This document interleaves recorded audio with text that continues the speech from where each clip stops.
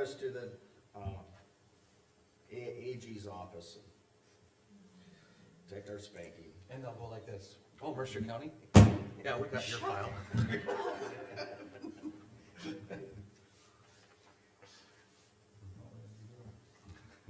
Show up and they said they knew my bald head. Yes. So you walk in and they're like, oh, Mr. Bauman. Have a seat. No, or they go like this. Oh, Mr. Bauman. Put sunglasses on. Yeah. You know, I was told that God only made so many perfect kids, everybody else he gave a full head of hair to. You know, I was saying, mine is that I'm not bald, I just grew 2 inches too tall. Yeah.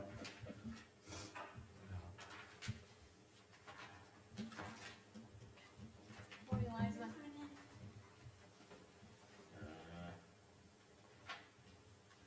Good morning. Oh, man, what was this stuff? Do you have Yes. that list of, people that are going to be on the wage? Oh, that was given to you right here. Oh, it is, okay. Oh, okay. Alright. These are the ones that The were, ones that they appointed. okay, because Travis is on that too, I see in the minutes. Yep. Okay. I was gonna give that to Travis, you gave it to all of us, okay. Well, wait a minute. Gwen came in here and put it in. I don't know if she made copies for everything. No, I was So they actually must have everybody else. Do you have this?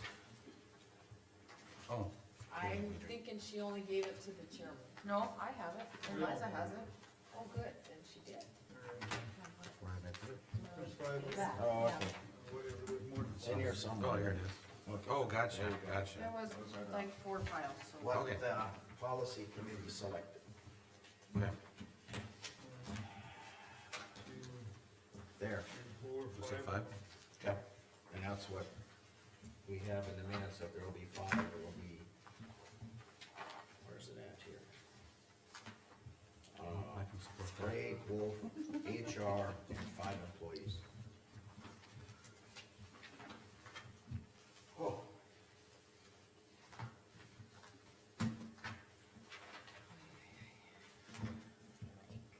I think I need to go plant a tree. There. We For your minutes tomorrow. before the meeting, For your tomorrow. which is good. Do you even remember John Denver?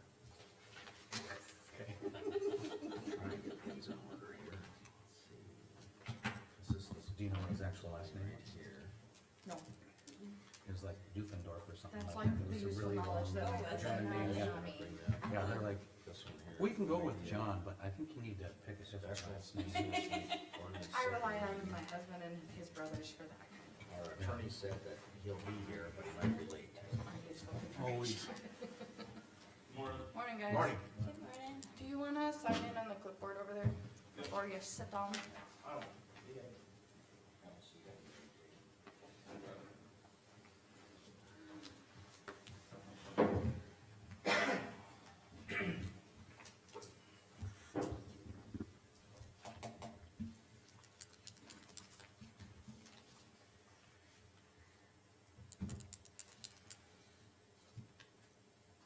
we go by that clock too, just to let you know. I was late for a meeting because I went by this, and that was 2 minutes ahead. Some days it spawns on me. So how does it work? Are we on the agenda for 11:15 or is it? Yes. Yes. and- The Farrington land request, Yep, yep, so that has no option to move up, right? So Correct. no, it's pretty fixed. yep, we're gonna, It's just in case other people wanna come in Correct, too, yeah. that way they have a specific time. Okay, yeah, I didn't know if we needed to be here early or if the option of moving it up on the agenda was doing that thing. no, we will, it'll be as close to 11:15 on that clock as possible. Might be 11:16, Okay, but it won't be at 11 o'clock. It'll be, not especially.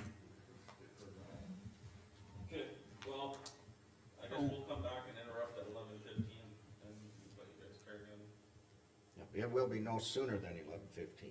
Okay. That all. Unless the rest of my commissioners inform me otherwise, I think I can say it'll be no sooner than 11:15. Excellent. Thank you. No, I was wondering if we could pledge allegiance or whatever. Before, or after, we could pledge allegiance, but whatever, we should maybe do it in a moment of silence, just to, all in place on the street, please. We still gotta have. We did that for others, so. In Minneapolis. Up to you if you wanna do it or not. I don't know.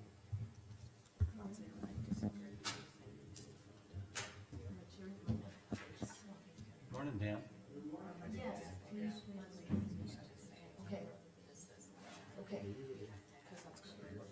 I need a couple more signatures. Have you signed my petition? It's up to you. Okay, I just thought. 2-0, right? Or just gonna have your attention if you wanna do it. If you don't want to, that's fine. Right. Oh, yay. just us two. Okay, got it. All right. Morning, everybody. On it. Morning.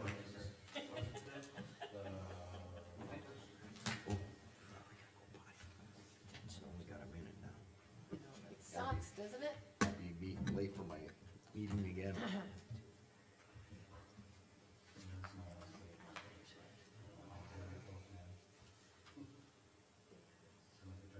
Mom, I got your chair. I can go during, I can go during the vouchers. Put it out there.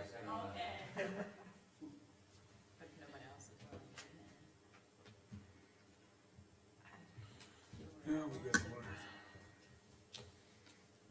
stuff we gotta do first. so.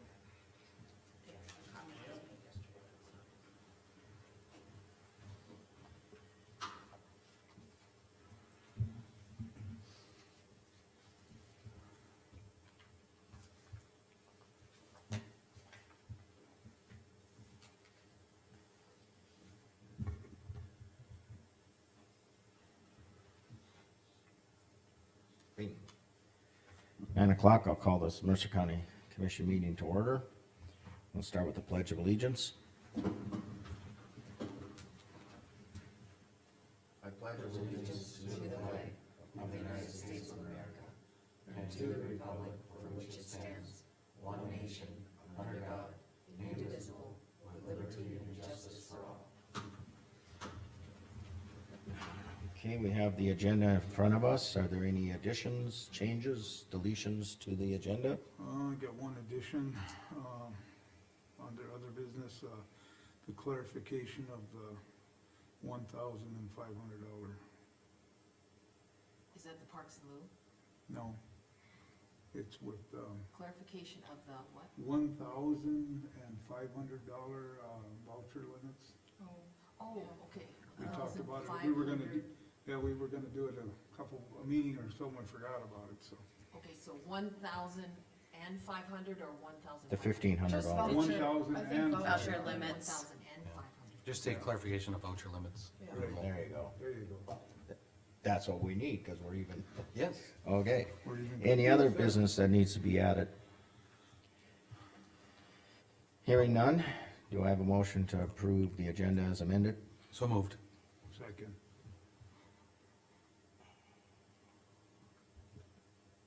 Okay. Gotta write down.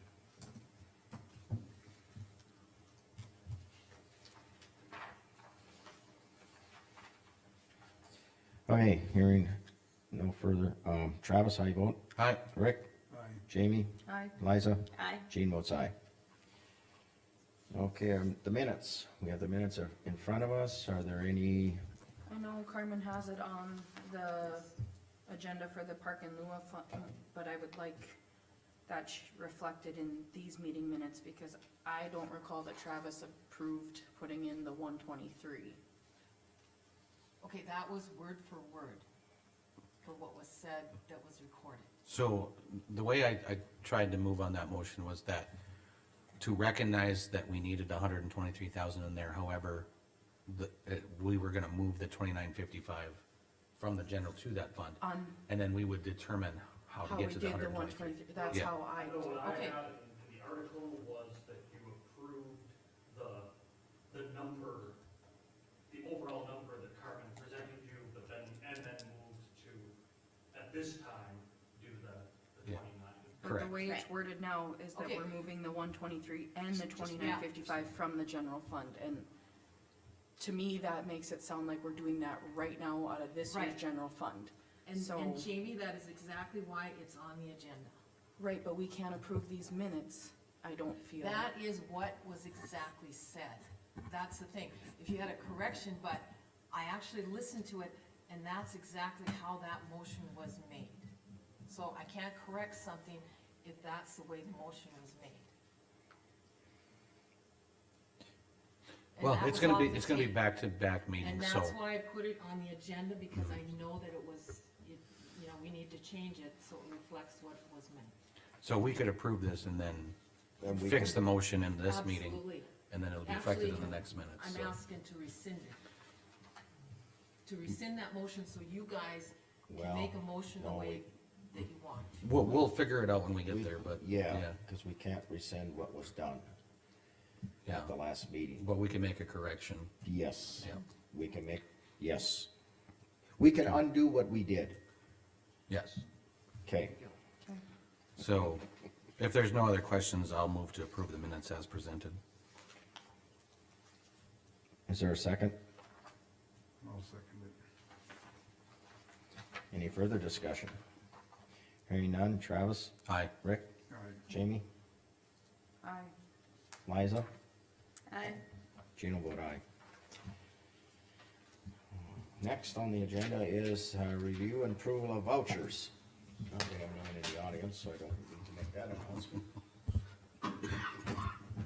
That could take us about half hour. 24 minutes. Now, they don't have to be done at exactly 9:30. doesn't look like the biggest pile we have, though. Well, you know, sometimes quantity and quality don't always go together. Carmen, is there an additional voucher for this for mileage on here?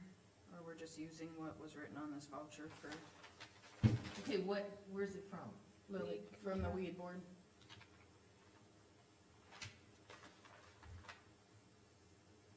Yeah.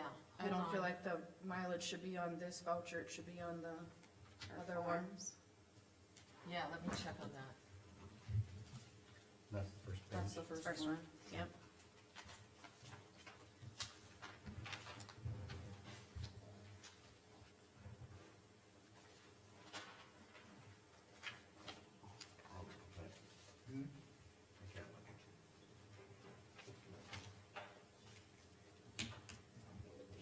Go back and listen to the recording.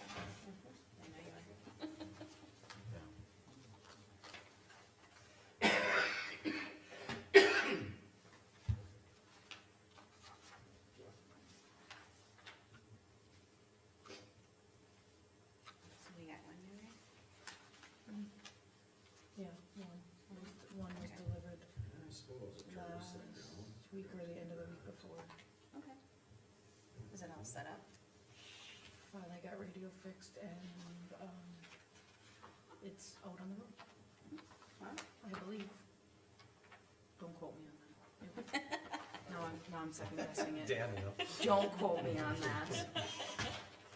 Okay, this is the way the weed board does it, and Brad is gonna do the same way. And they use the same mileage as we do, but that's the way they do it. They always have done it like that. Okay, but why? But, right, why are we allowing have one it if I write down department the to, total? when everybody else needs to use the other form? Because that's the way they've always done it.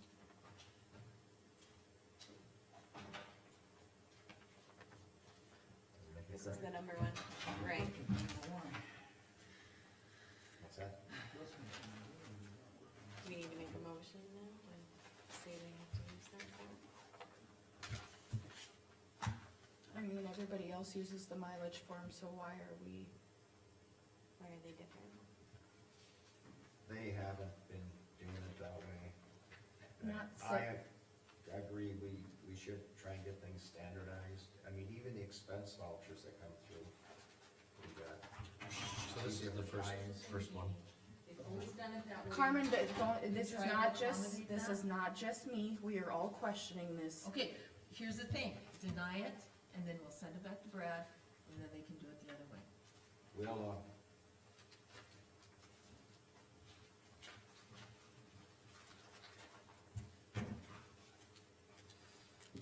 I'll talk to Brad.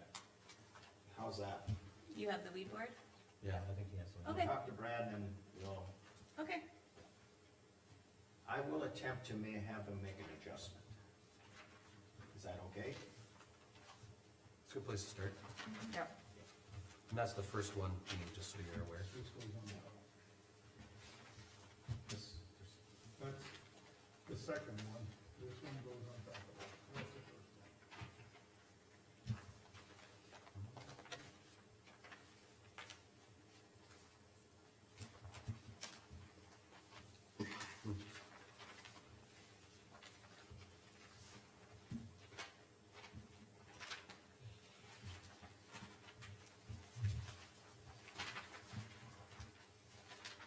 Did we break the rented skid steer? I don't know, so I'm not saying anything. Did we break the rented skid steer? Why does it say that, or what? Well, you would think like if you have a rented one, you wouldn't have to do that unless you did something. Maybe. You know what I mean? Like if it's rented, it should go on them if it was something with their. Or am I wrong? It depends on how the rental thing is. You know what I mean? Like Yeah, if it it gets could be snagged on like a if tree any- and then it, you know, it's or not, Right, that's what I was wondering, like if we did it or if it yeah. was something that was just gonna go no matter what.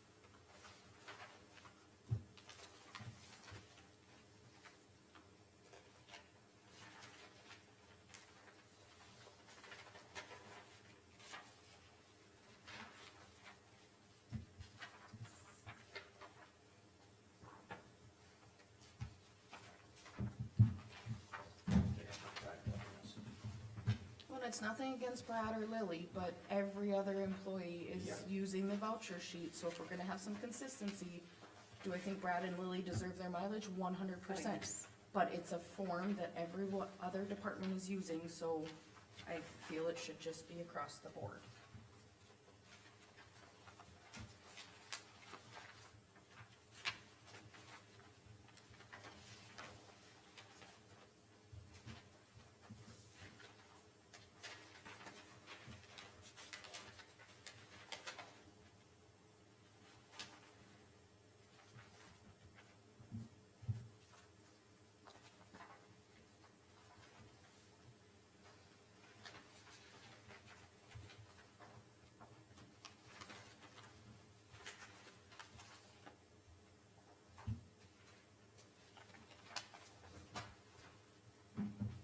Carmen, who's Michael Labs for an employment interruption? He is a new employee at the, county shop. He just started. What, is that his testing? Yeah, that's what it's for, new employee. What does he do at the county shop? Do you know? Like what he was hired for? I know he's not a CDL licensed driver, but no, I can specifically tell you what he did. Oh. But I know he works at the county shop and he just started. I didn't see any further openings, that's what I was wondering. Yeah, I think he was hired a couple weeks ago, a month ago maybe. Did they hire? He's been here for what? His last name's spelled L-A-A-B. Lab.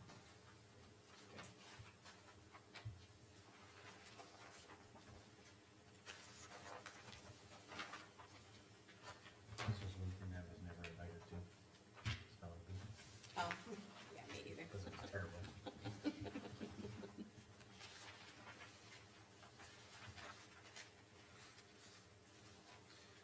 But I always said, if I was ever to be the announcer for one of those, I'd be like, your word is better. Let's see how we use it in sentence.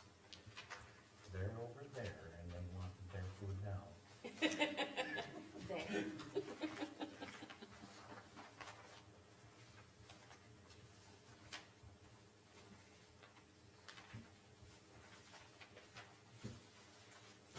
Man, that's an expensive contract. For fingerprints, yeah.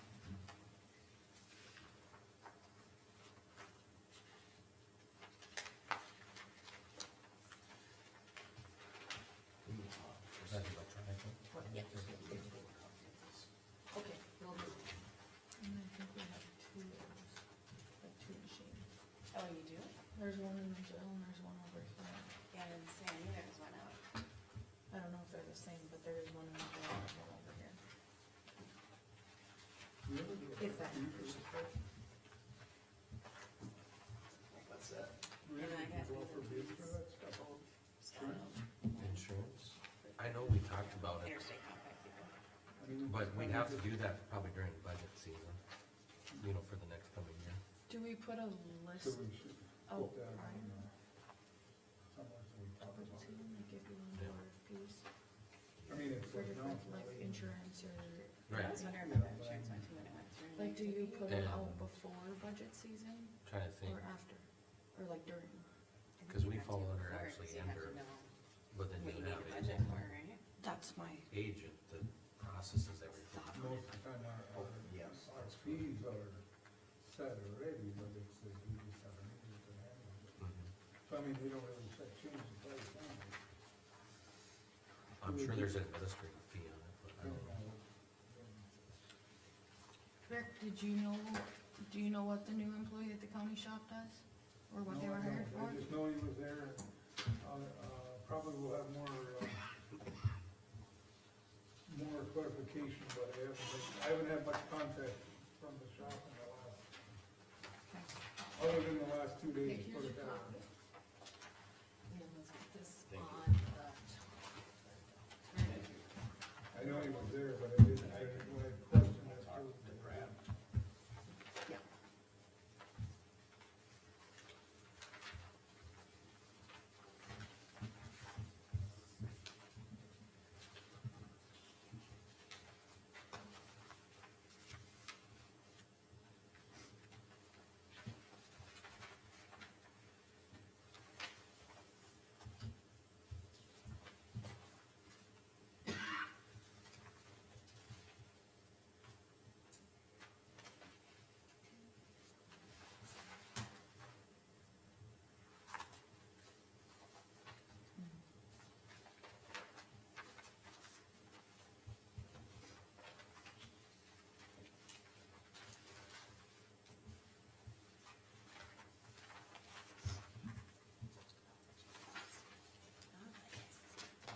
Hands are down. Being fascinating. Grabbing on everything.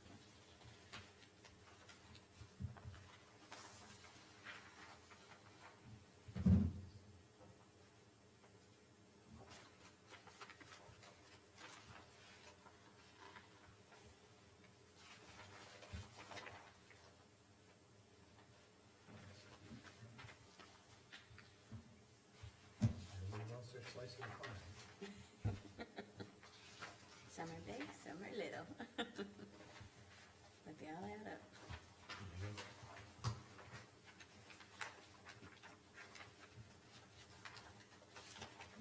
I got a question for Carmen. Yes, Okay, on this one, Dakota Information Technology, most of these are pretty specific, but this one, it says reoccurring bill. Recurring bills. okay, let me see that. Just that. I was just curious. Oh, no, this is actually, 911 system, dispatch. Every month, yes, it's reoccurring because it's a state entity, in this case, That's why I Rockland. just wondered why I Yeah. just did that one. Cause most, there was 2 other ones, and they were Yeah. specific what they were. Yeah. Through the sheriff's office.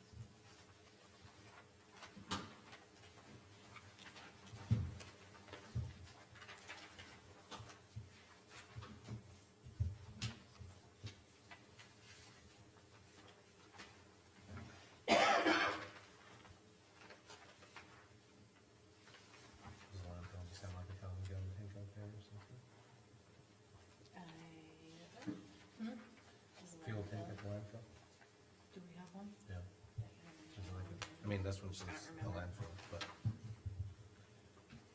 I don't remember. I'm sure they have something, cause they got a loader and a, Thought there was like a small, I didn't think it was a very big one. I don't remember when Candy gave me my tour. I don't either, but I feel like there's one, I thought, there's not like a fuel island that I recall. No, I haven't been really seen it. yeah, you'd wanna be able to move it. So it could be on skids or something. That's, yeah. Maybe there's just like that, like a small 100-gallon one, Well, like they a got, suspended one, they got almost 600 gallons of diesel, so it's gotta be, bigger than that. or two. No, I'll have to check. Not a big deal, it's just. It's gotta be just diesel, because Candy goes into town to get gas. Okay. Yeah, I know, no problem. Right here.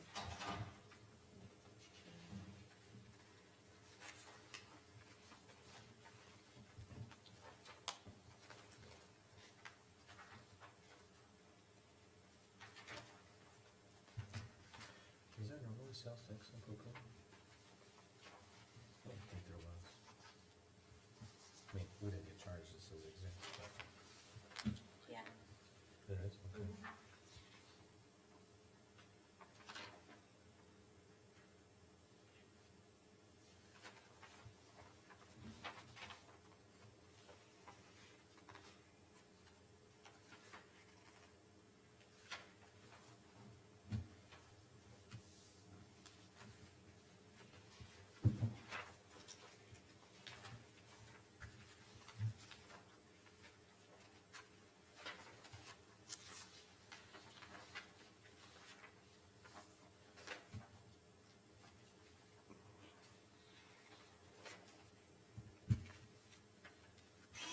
Carmen, is this extra like Extra. West River bill for 911? Are these to do with the new phones, or what is this system? It's separate from the, actual West River bill. Just Okay, extra trumping. This is a month, no, this is nothing new, this is something we've gotten. I didn't say it was new, I'm just asking what it is. Okay, so that's for the trumping into the 911 system. And it'll That's work what with that the new bill is for, we phones? get it every month. What other questions do you have? It'll work with the new phones? Nope. Yes. I'm not No. saying it won't, I'm just saying it's the 911, actually the 911 lines. Mhm. And I believe it doesn't have to work with the new phones because it's separate, because it's the 911 line. We already go through another phone system and not through West River, it's through the state system. But West River has that trunk line that they use, and that's why we get the bill from West River.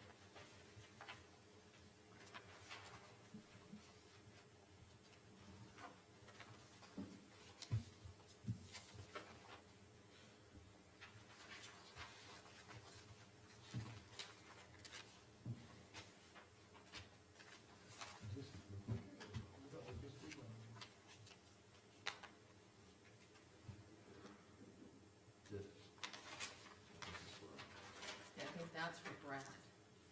Yeah, the first one Oh, was. yeah. Yeah, I thought Lily's got hers, Brad's I got thought they his. were both on the same one. The The rooms, hotel rooms are, the but rooms not are on the same one. other stuff. Excuse me. I missed that. here. Yeah, same thing. That should be on one of these.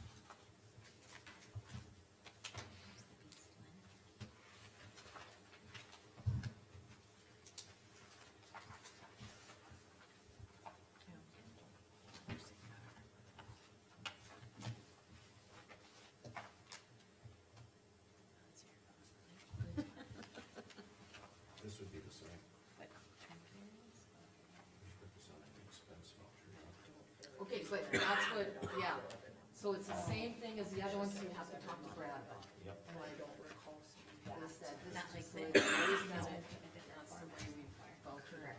Yeah, I agree.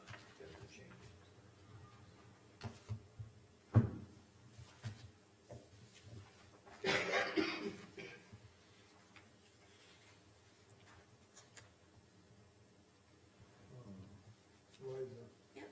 We put a door on the, we put a lever door on the, put a lever door knob on the door by the fuel island and another one on the little front door shop in the, that's why those keys were in the last night. Okay. You asked me, so Yeah, I forgot to ask him about it, so I messaged him, he messaged me back, so. so putting new doors in, They actually. put a door, a new lever knob on the door by the fuel island. Yeah, I'm So thinking they maybe have- we need to research about key fobs though.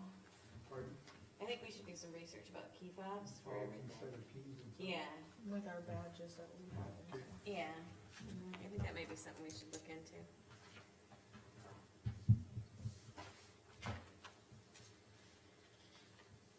Look at this one. Something similar to what we have here to get into. Yeah. work Yep. and stuff. Yeah, That way you could, that way you just have to do a computer thing to, if somebody is no longer with us, or if you need to add somebody, just add them in, you know? I mean, it might be a little bit at first, but, Yeah, upfront it's expensive, you go higher, but once you're in and you're going, you're fine. Then you're just buying cards. right.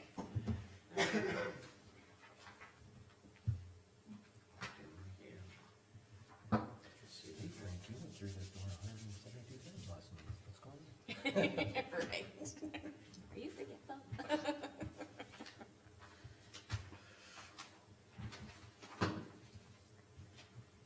I don't know if we have a Frank, I just picked that name. I don't know if we do either. I can't think of. I can't think of one. I'll move to approve the bills as presented. have a second? I'll second. Oh, Good. Any further questions about the bills? Hearing none. Travis? Aye. Liza? aye. Jamie? Aye. Rick? Aye. Jean, aye. Okay. Is Jennifer gonna come in here? Yeah, it's just not 9:30 yet. Okay. Well, and if she's looking at her phone, she's got 7 minutes. Oh, yeah. That's fine, let's, make the correction to that, park in lieu of fund motion. Okay, so, okay, so when I talked with Dawn about this, oh wait, let me call Dawn in here, she wanted to be in here. So we're under other business, park and move. Yeah, Okay. I figured we could fix that real quick, Yep. if you don't mind. No, not at all. Hey, Dawn, yeah, they're talking about Parks and Rec. We can Alright, do the January next. recording fees super quick. Yeah. If that's okay. Jean, is that okay? Yeah, what? The recorder fees quick. Oh, yes. Okay, so You who guys. made the motion? Okay, do I have a motion to accept the January recorder fees of $3,820.40? I'll move. What? Which one? Jamie? Jamie. moved. Liza will second. Thank you. Any further discussion? Hearing none. Jamie? Aye. Liza? Aye. Travis? Aye, Rick? Aye. Jean, aye. There, got that one done. there we go, okay, park in lieu of, morning. Morning, John. So, I guess my intent was to approve the total amount that was to be put back in that fund. And then the 2955 would be put in there because that was determined, but I don't know if we did the motion correctly or not, but what do you need, I guess? Okay, when we discussed it, Dawn, we figured it'd be easiest just to do both of them together in the budget, when we get to budget. The 2955 that you put back in, there's really no place to pull it from. The Okay. account that we put it into originally, I don't think has any money in it, so we can't pull it back out of there, which means finding some other general fund to pull it from. So it might be easier just to budget the whole entirety when we get around budget season, and then just include that 2955 in that plan. Okay, So how much money got moved into the It was in the park in general lieu fund. account. Into the what? How much money got moved into the parks in lieu account? The 2120? The 123? Or the, yeah, I don't even know I don't know those account numbers off my head. I do not have my folder in here, I was just coming in to help clarify the motion. Right. We don't, I did not bring my paper in here. I guess my question is, Do one, you have it?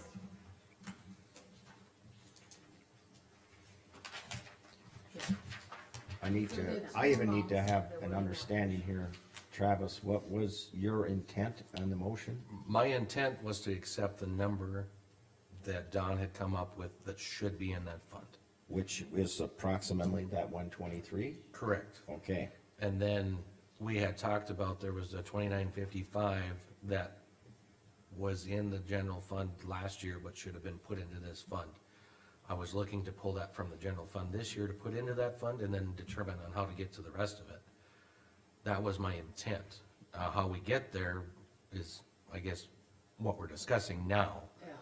So, you know, to rectify the motion, I think we could probably do it in two steps. We could just accept the amount that should be in there as one motion, and then determine on how we get funds in there at a later time. And I would be perfectly fine with waiting till budget season Okay. to determine that. And I think that's probably the best way to handle it, rather than trying to come up with the 2955 from somewhere out of the, out of the blue, and then Okay. you've got another account that might be short, because we're borrowing funds that aren't supposed to be coming out of there, that kind of thing, so. Okay, so to get us started, I would say I'm moving to correct the motion at the last meeting that we accept the number of 123,315.96 that should be in the park and lieu account, however, is not currently in there. That would be my motion. But do we need the 2955 also? I think you need the 2955 in there as So that would come out to 126,270.96. well. And then at budget season, you can just figure out what kind of process. So you're So what that about the total 20? did Just a not minute. include the I need 20? I need a Yes. second Yeah. to his motion. Yeah, the 123,315.96 does not include the 29. That's what, That's separate. Travis's motion is 123,315.96 be put into the park and lieu fund. I'll second for discussion. Okay, now we can go ahead and talk. So if that 2955 is not coming out of the 123, then our new total is 126,270.96. So what was that You- 2955, was that from this year that was supposed to be in there, No, right? that, Or last year? two payments that got put into the wrong account after we set up the specific Parks and lieu of account. Two payments that came to 2955? Yeah, and the 123,315.96 is all the previous money that went in there into the general fund, and then just So got. We need erased. the total of Basically. 126,000 to replenish that. I guess my question is like the 123,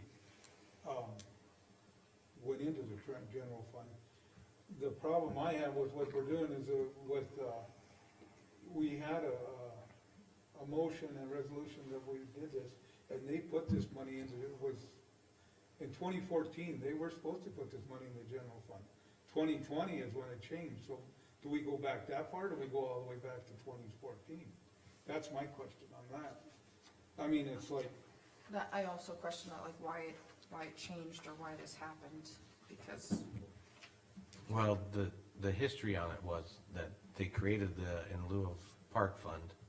Well, I shouldn't, there's they, different opinions on yeah, that. they created the, charge against new subdivision lots.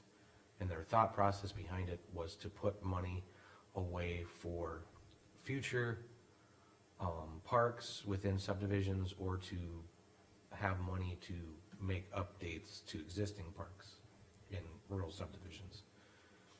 Then they noticed that when they did this, they just had it sitting in the general fund, and then when the year reset, all that money was wiped away because they didn't have It a wasn't specific being fund rolled for over. it. Yeah, so, you know, kinda like when we do the special vehicle fund or certain Right. funds like that, that's where the issue came in.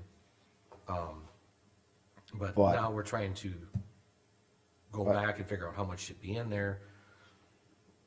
You know, how far do you go back?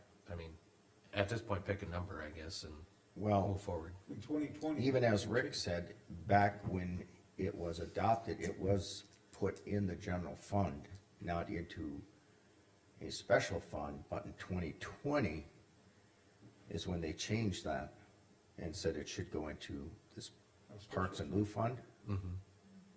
So the prior money, I don't know how, I feel like that doesn't count. Really. pardon? I feel like the prior money, prior to 2020,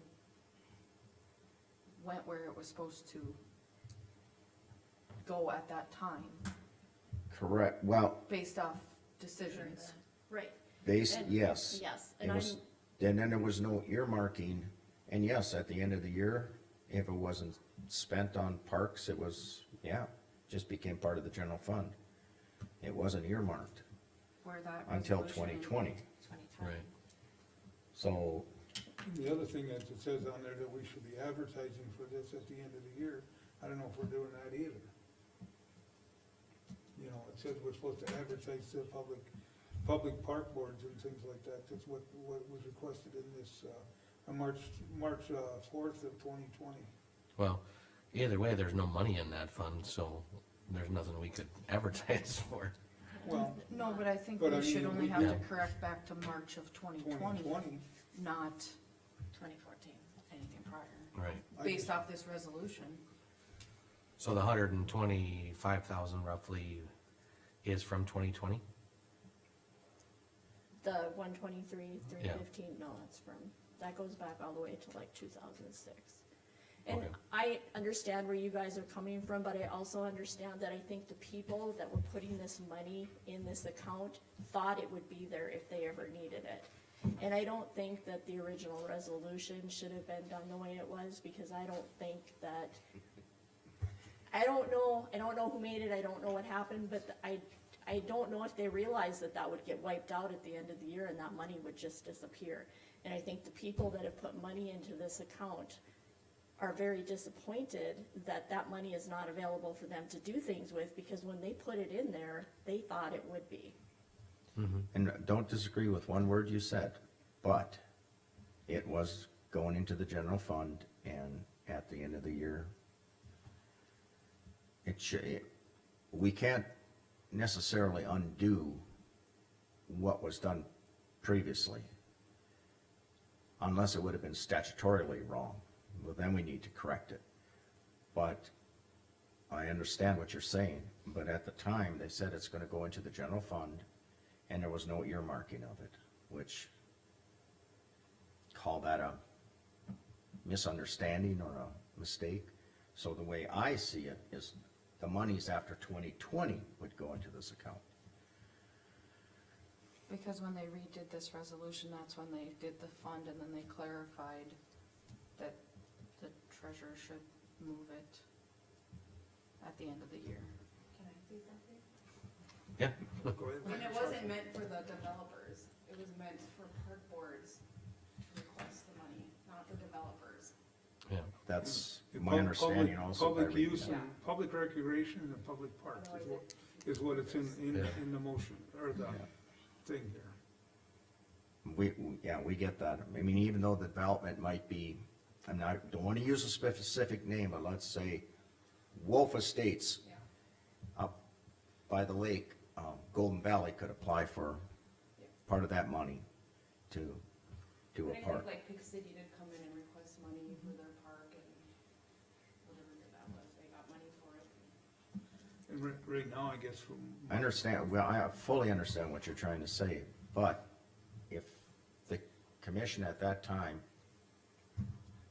said it goes into the general fund, I don't think we should go back and say, well, that money should have gone into this other fund, and we try to change that today with today's monies.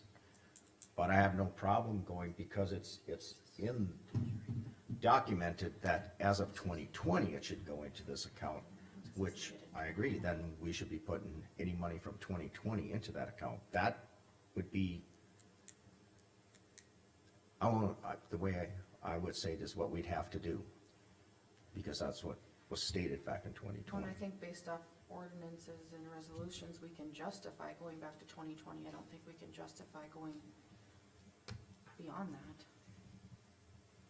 Based off of, Cause this says specific, It's special right. revenue fund. right, And right now, we probably aren't gonna solve it anyway, so it's like, maybe we should just, we can vote on this motion, but we should I think it should come up during budget season, and we can, come up with a plan well, and I to think fix we need this. new figures from just that, the start of the new Sure. resolution to current. Yeah, I might say the same. March of 2020. Any other discussion? Hearing none. Travis, how do you vote? I'm gonna vote nay. Jamie? Nay? Liza? Nay? Rick? Nay. Gee, nay.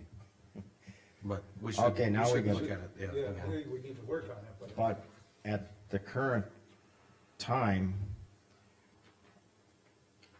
the motion at the last meeting was to put 123 in there. So as of right now, that's what our treasurer would have to do. If we don't want that done, we have to. We have to do Then I would move to rescind my motion from the previous meeting. I'll second. Jamie?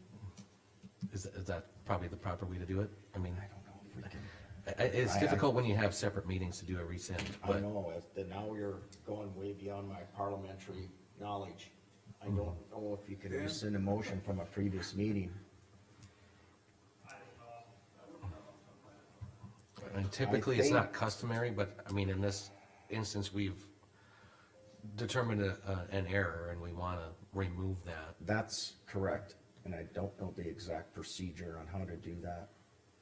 I think if it's an agreement, consensus agreement with this commission, that we accept your motion to rescind that, I think we can move forward, and unless someone, And Todd is not would tell us that.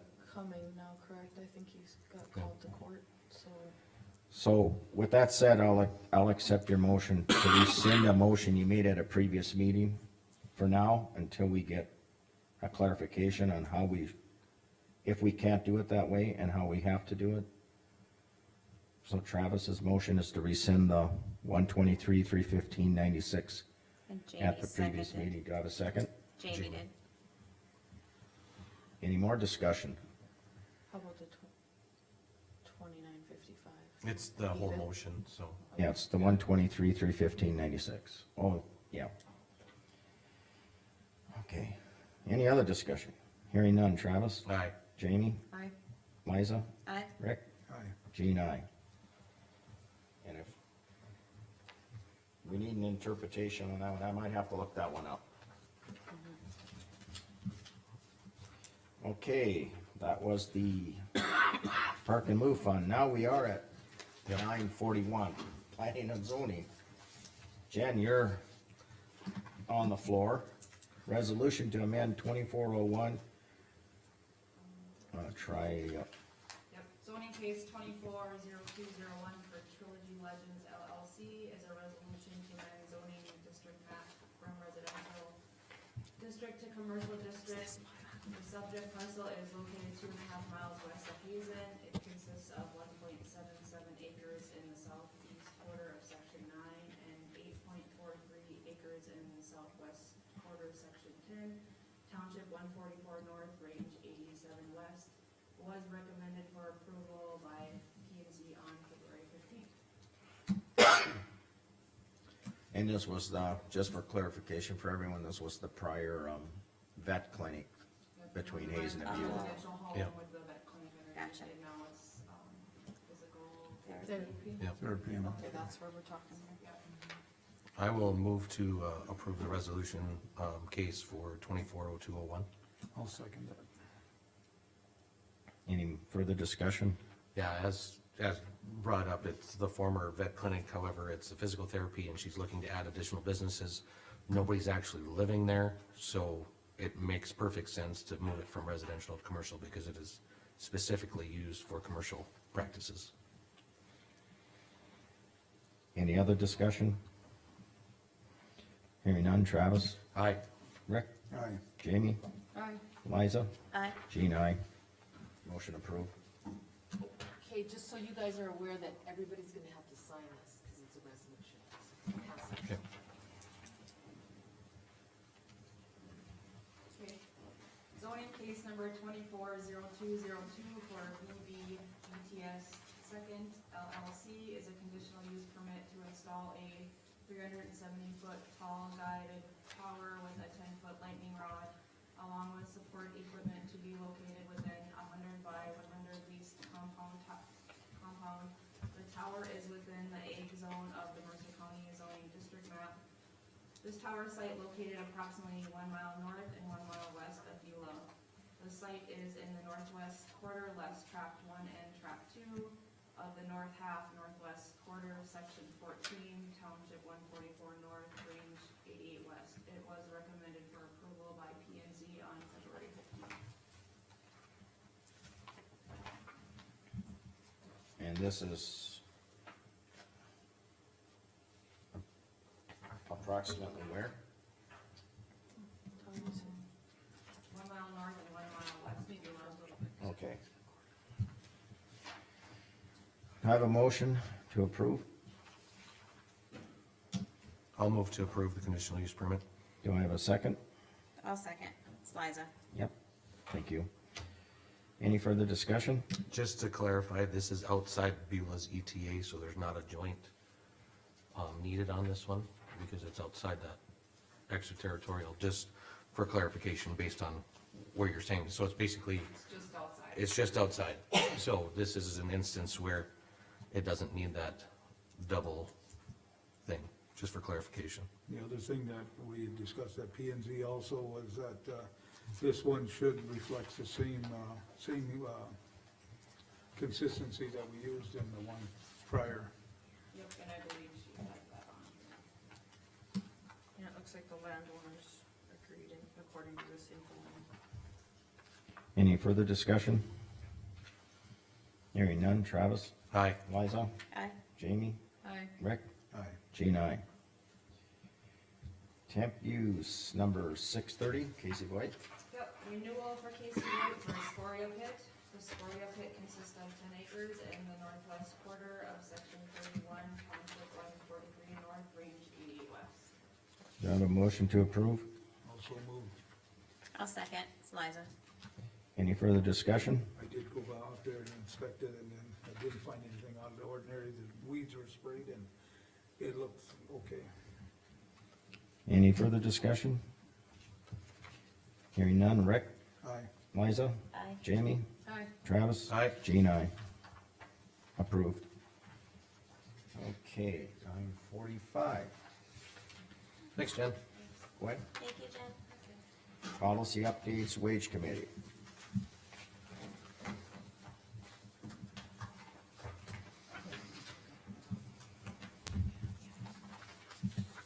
Okay, the policy committee met yesterday afternoon and went over the 6 applicants for the wage study committee, and I gave you guys copies of all the applicants so you could review them.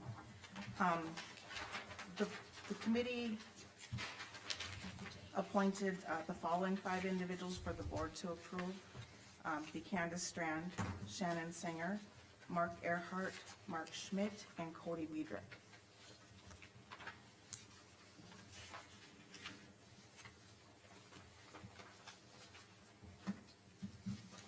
Do we even need a motion to accept those? I think we should. I'll move to accept the recommendation by policy committee. I'll second that. Any further discussion? Hearing none. Travis? Aye. Rick? Aye. Jamie? Aye. Liza? Aye. Jean, aye. Next item? Discussion was held regarding the payroll dates and pay advances. The only recommendation at the policy committee came up, it is to require that all employees sign up for direct deposit by July 1 of '24, or a date that the commissioners select. And this is for That's- end of month, Correct. just for clarification, because they do get a mid-month advance. And so we're talking the end of month paycheck. Correct. And mid-month advance cannot be direct deposited? Correct. At this time, yes. There are only a few employees that receive paper checks. So you need a motion? Yep. Yep. Do I need a motion to approve? I'll move to approve. Is there a second? I'll second that, Any further discussion? and that's accepting the July 1 date, That would be, cause that's the recommendation. yes, that's the recommendation. So any employee who's receiving a paper check at the end of the month needs to get bank account information to the auditor's office so that they will receive their paycheck by direct deposit. Any further discussion? Hearing none, Rick, Aye. Travis, Aye. Jamie, Aye. Liza, Aye. Jean, aye. Any, That More? was all- That's all we okay, had. thank you. Great. Thank you, Gwen.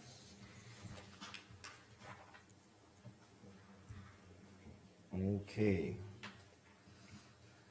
Yeah, that gets us right down. Did you have policy updates that you talked about at the last meeting? Jean, is that? Where at? Your policy. You- Oh, you- no, I have no further. Nope, Okay, so you don't want us to move on anything? nope, Nope, nope, okay, I didn't add it. okay. Okay, yes, I mailed you guys some, or gave you guys some information on policy updates. There's no action on those, Okay. Okay. okay? Sorry, I guess I should have clarified that. Yeah, my assumption was that it was because there was a policy updates in wage Yep. committee, that Sorry, if you wanted to bring it up, that's fine. If you're not ready, then nope, we can put it on another agenda. not at this time. Okay. 10:30, moving right along. Under other business, permission for highway department annual bid letting. That's Something, this one, yeah.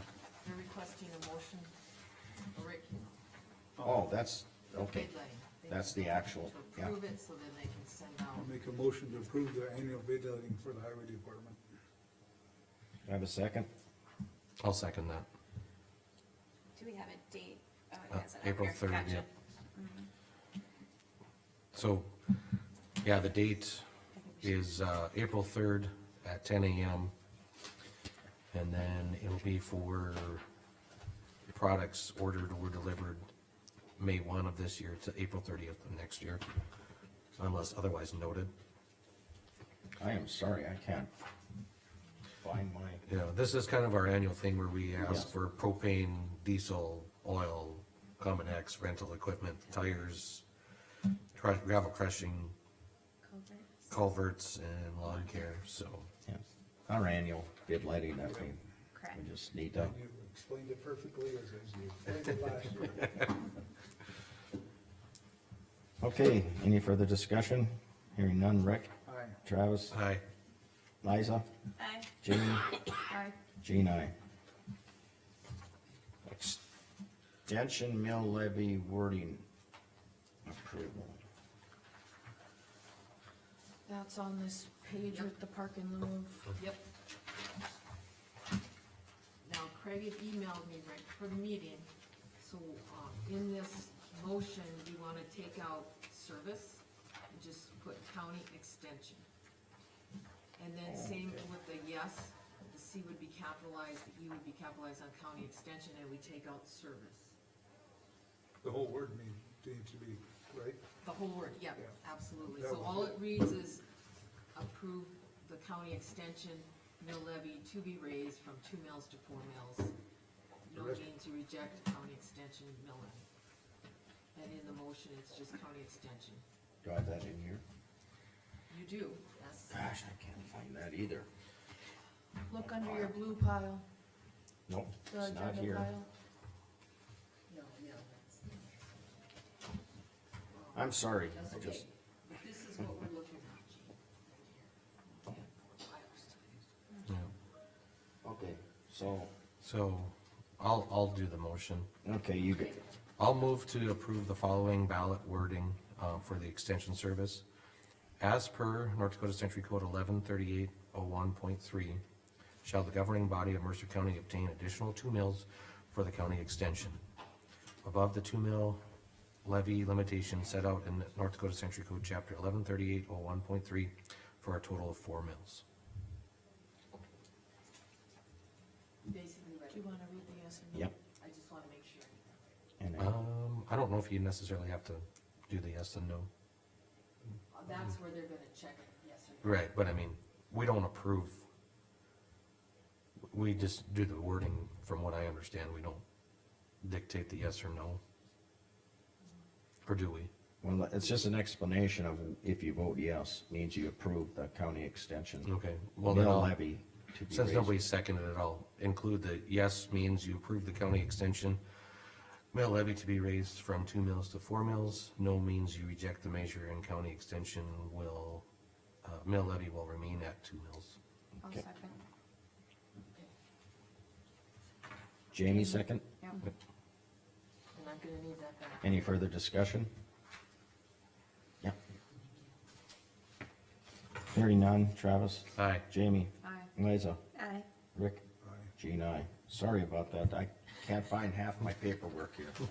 I apologize to everybody. Zap City deed signature request. Okay, this is where ZAP had purchased back, so what I need like before is you're making a motion to accept the resolution and payment of $2 for the city. That's why I gave you guys a copy of the resolution, cause I think last time it was kind of confused. Yep. But it should be under this. Correct. 2 properties, yep. So basically, they're gonna accept those 2 properties for Yep. $1 each. Correct. Correct. And they paid us back, and now you guys are accepting it, so now we gotta give them a deed that they own the properties back. So I'll move to approve the resolution by the city of Zap and, Except the $1. accept the $1 per parcel and, create a deed for the city to have those. I'll second the motion. Any further discussion? Hearing none. Travis? Aye. Rick? Aye. Liza? Aye. Jamie? Aye. Gene, aye.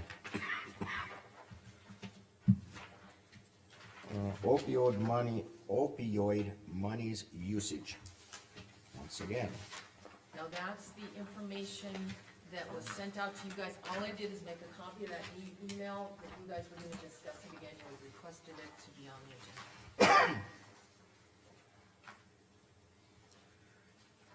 what?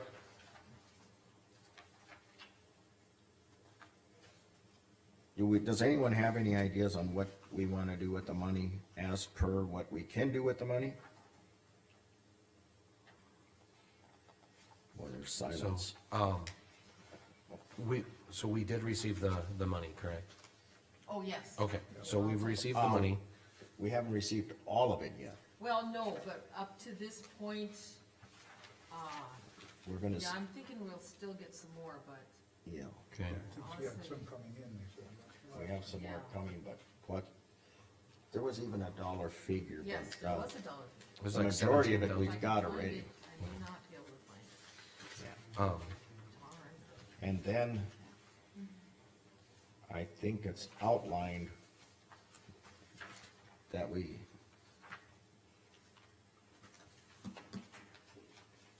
do, okay, from what I'm hearing, do we have to make the, decision today? I know we have to make a decision, but I think we could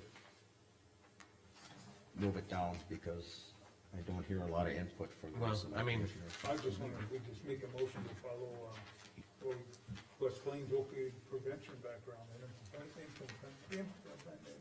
plan. Well, it's either we have to decide to give it to them, right. or we do it ourselves. Yeah, What I do we haven't- do?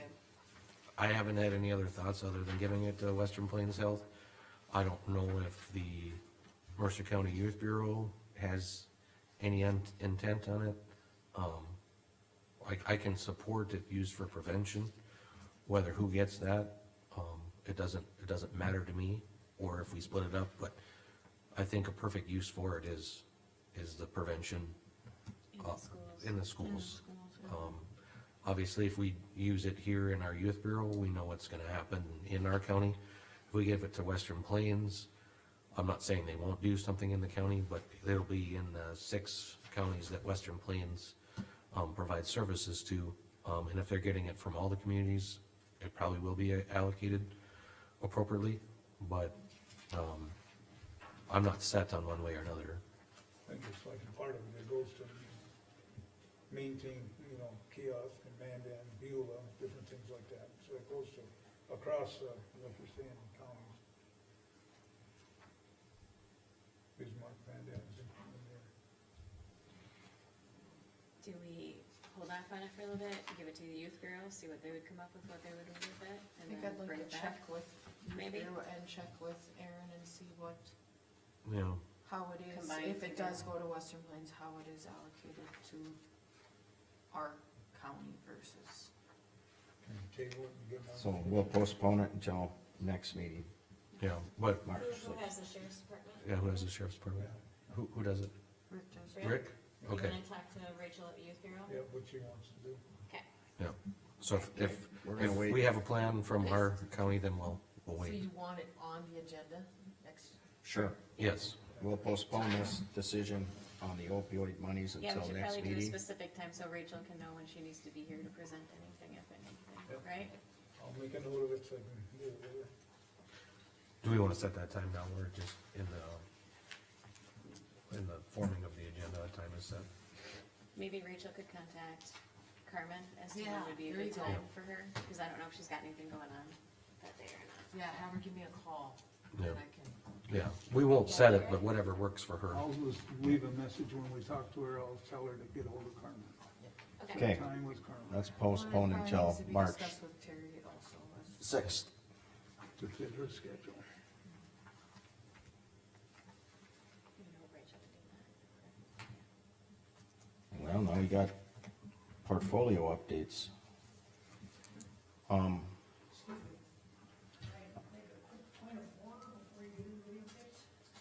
Okay, I understand that I stepped out to take a phone call on another hearing that's going on today, that the commission approved a policy change on, I'm not exactly sure what, for the employees. yeah, payroll, Okay, that their payroll check be direct deposited. By The July. end of the month payroll check needs to be direct deposit for all employees. There's only a handful of employees that it's not. okay, And we're gonna require that that's that. okay, so that we don't run afoul of our own policy, we need to provide what that new policy will be to the employees, and then it has to have 2 readings before we can approve that. A policy? Mm-hmm. Right, policy's gotta be two readings on there. Yeah, after it's been, We have to proposed approve it, change. but I mean, we have to, now we have to set two, we have to approve it, now we have to have 2 readings and then it's accepted? Yeah, Okay, so we you're have to approving set- it to be circulated amongst the employees, you have 2 readings. If during those readings, minor changes are made, that's okay.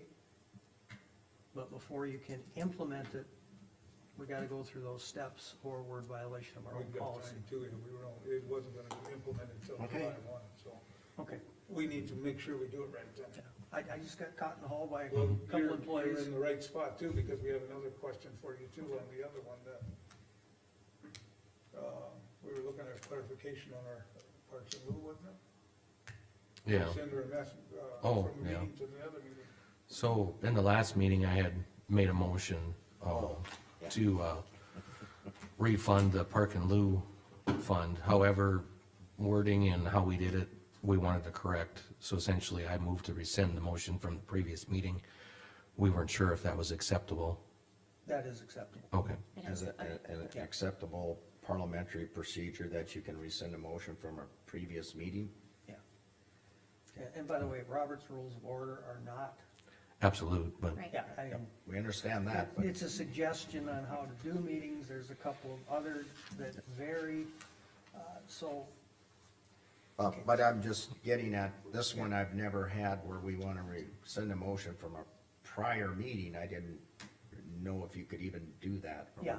But, it's not very common. no. it's not common because by the time a decision actually comes up, it's usually pretty well researched, but, it was things that came up after the fact. Yeah, yeah, Okay, so you gotta put that on the Actually, March it's 6th only- meeting, that we gotta, Yeah, the rescinding of that. read that, policy change. Yep. Okay, well, thank you. Now, I can go to my policy updates? Yeah. Well, we gotta make Thank sure we you. provide what the policy changes are gonna be to the employees, Yeah, and then have your two. I didn't know we had to do that in a, official reading. He's Two correct, readings. 'cause I remember reading it here in the last week and I Okay. forgot about it, but that's totally correct. Okay, that's fine. Well, but between the 6, 7 of us, one of us is gonna remember it 99.9% of the time. Well, thank you for that, at least that much percentage. Okay, portfolio updates, I'll, Do we wanna do this, clarification thing? which one? Clarification of the 1,500 Voucher limits. voucher. Oh, I got that off to the side here, yes, we'll do that. We've got time yet. Okay, now, even I'm a little confused here. You said, we need a clarification on the 1,000 voucher limit, Well, and we need a clarification on a $500 I'll voucher. There's just two give you- separate I'll limits, give- correct? Give you what happened. And Yep. well, you guys can take it from there. Ken brought the motion that we, last, I believe in April, we were looking at raising the road limits from 500 to 1,000 because the parts and things were getting so high. So we decided, when we raised the limit from 500 to 1,000, in my interpretation, and I'm gonna use Travis for an example, is when we talked about it, was that I thought we did just the road department. And Travis thought we did it for the whole countywide, and I asked Carmen, and she thought it was for countywide, so I mean, I just wanna make sure everybody's on the same page. I thought And- it was countywide too. See, I guess it was either Liza or Jamie that said, and I think it was you, Liza, that said it's gonna be countywide. I recall county. Yeah. Yeah, okay. I don't know if we specified it, I don't think it was specified, Specifically? but it No. was. But in the we motion, it just wasn't said- specified to the county shop. Right, And that's why why I Right. I wanted, it was, should be the county. said that. Okay, let me ask this then, does any commissioner have an objection to the fact that the expense be countywide at $1,500? Not 1,500. It was 1,000. It's 1,000. 1,500. 1,000, see, now I'm adding the two together. yeah. I don't know. Thank you for clarifying, correcting me. So does any commissioner have an objection to the $1,000 limit? I do not, No, Okay, countywide, so then we don't even have to move on anything. no, Because it's understood that's what the motion was to begin with. no, but the clarification, everybody now is under, It's knows just that it's discussion, we done. got it Yep, up front and it's done. If people are, that's what we wanna do, that's fine. I just talked to, some of the places, and some were in favor of it, some weren't, but if that's what the board, we did, that's what we're doing, and that's. and it's good. Okay, am I missing anything else under other business? I don't think so. Okay. Now, I'll move on to portfolio, because the next item's at 10:30, Yep, and is Lignite Council here? I don't see Jason yet. He usually comes right on time, Okay, so. so we'll move on to portfolio updates. I'll do mine real quick. I don't have my notes here, so I'm gonna wing it. But the only thing, I have talked to my different departments. I have no updates from any of them. I gave you, for our, clerk of court contract that we gotta do with the state, but I'm gonna meet with our, auditor on the monies. And, we're gonna go over that. I, at first, was gonna recommend, item number 1 on here. Right away, I got questions, so I'm gonna sit down with our, clerk of court and our auditor, and we're gonna review this and then have a recommendation for the commission, hopefully at the next meeting, because we have to have a decision to this State of North Dakota Office of State Court Administrator by April 1st. So, but I handed it out to you, so you can all look at this, and if you have any questions. I just had one question, we were talking about this before, Gene, is if you could keep an eye on or ask about what they require for hours then, if they're state employees, cause as far as I know, they have to work till 5 then. But that might be something that we have to keep an eye on, cause if the clerk of courts has to stay open longer than the rest of the courthouse, that may be a concern. Okay, I think there was comment about that's your Oh, call. yes, thank you. But I wanna make sure he knows. Yeah, so basically, find out what state requirements are. Yeah. So that we don't violate that in this agreement. Yeah, I know some of it, but I'll keep it until we have more discussion with, the state office and with Carmen and, Wanda. And then I'll have a update for you at the next meeting. Hopefully, I better. The weed board, they have almost all their chemical now. They're gonna order some other chemical, I can't think of the name of it now. But that'll be midsummer before they order that. They were looking for quarts instead of gallons because of the expense, and you don't need a whole gallon. Brad was explaining it, so, but he did find it, he's gonna get that ordered. The four-wheelers, they're gonna get some spacers for the, wheels, for one more. I think they can use the spacers off the old ones, so we might see that coming through. Other than that, there wasn't much more from the weed board, and that's all I have. Okay. Okay, Sheriff's Department mentioned that they have, one of their cars is in, they got that going, I will have to talk to Rachel on the update on this thing. The other thing is, Terry mentioned, Sheriff Turnus mentioned that, they're looking at different ways to, the cars that we're gonna get rid of or remove from our, we're gonna probably hang on to them for a little while and research ways so we can get more money for it.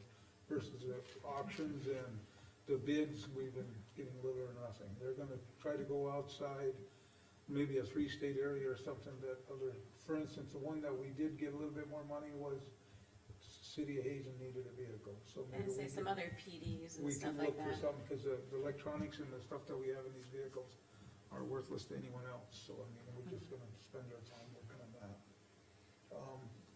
Road Department, they finished up close to the end of the tarring, they got a couple days left on that, they got about 2 more days on that, brush hog thing, and they're working, that's worked well for them. They,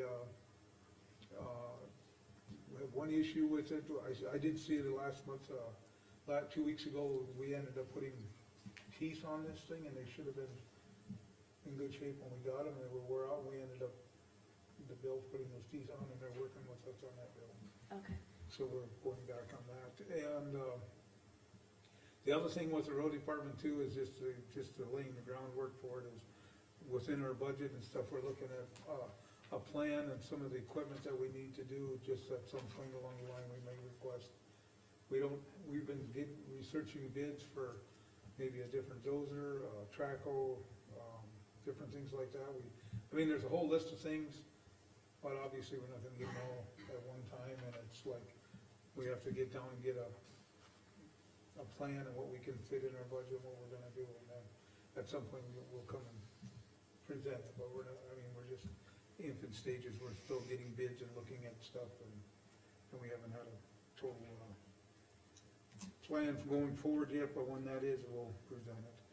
The other one with, extension, the wording, we've taken care of that, and that was the biggest thing that they had on the line, and the Fair Board, we have a meeting tonight, so there's not a whole lot going on right there until we've got most of the things in place, and we're getting excited, and ready to go for them, 24 here already. Quick question on the road department, I can't remember I seen, did we get awarded any monies for like when Charlie put in for the airport road and all those kind of I haven't heard roads? Have you anything heard on anything? Okay, Actually, haven't heard much of anything other than the report has opened up a little bit more in the last 2 days, so put it that way. okay.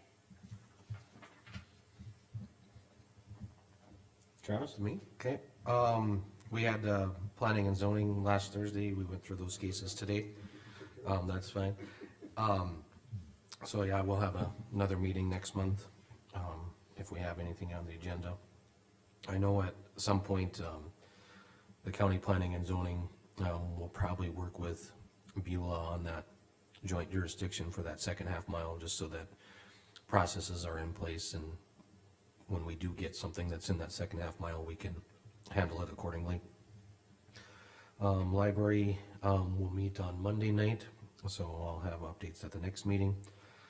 McEd meets tomorrow at 5, so I can have updates at the next meeting for that one as well. Still no meeting for, the coal conversion counties. Lewis and Clark, they'll have their, annual meeting in June, so no real updates till then. And I'm trying to think if we have anything else. I think most of my updates will probably be at the next meeting. Okay, thank you. Liza? For the emergency management, I did finally hear back from the auditor in Oliver County, and she had talked to all the commissioners, and they were just fine with what we put forward.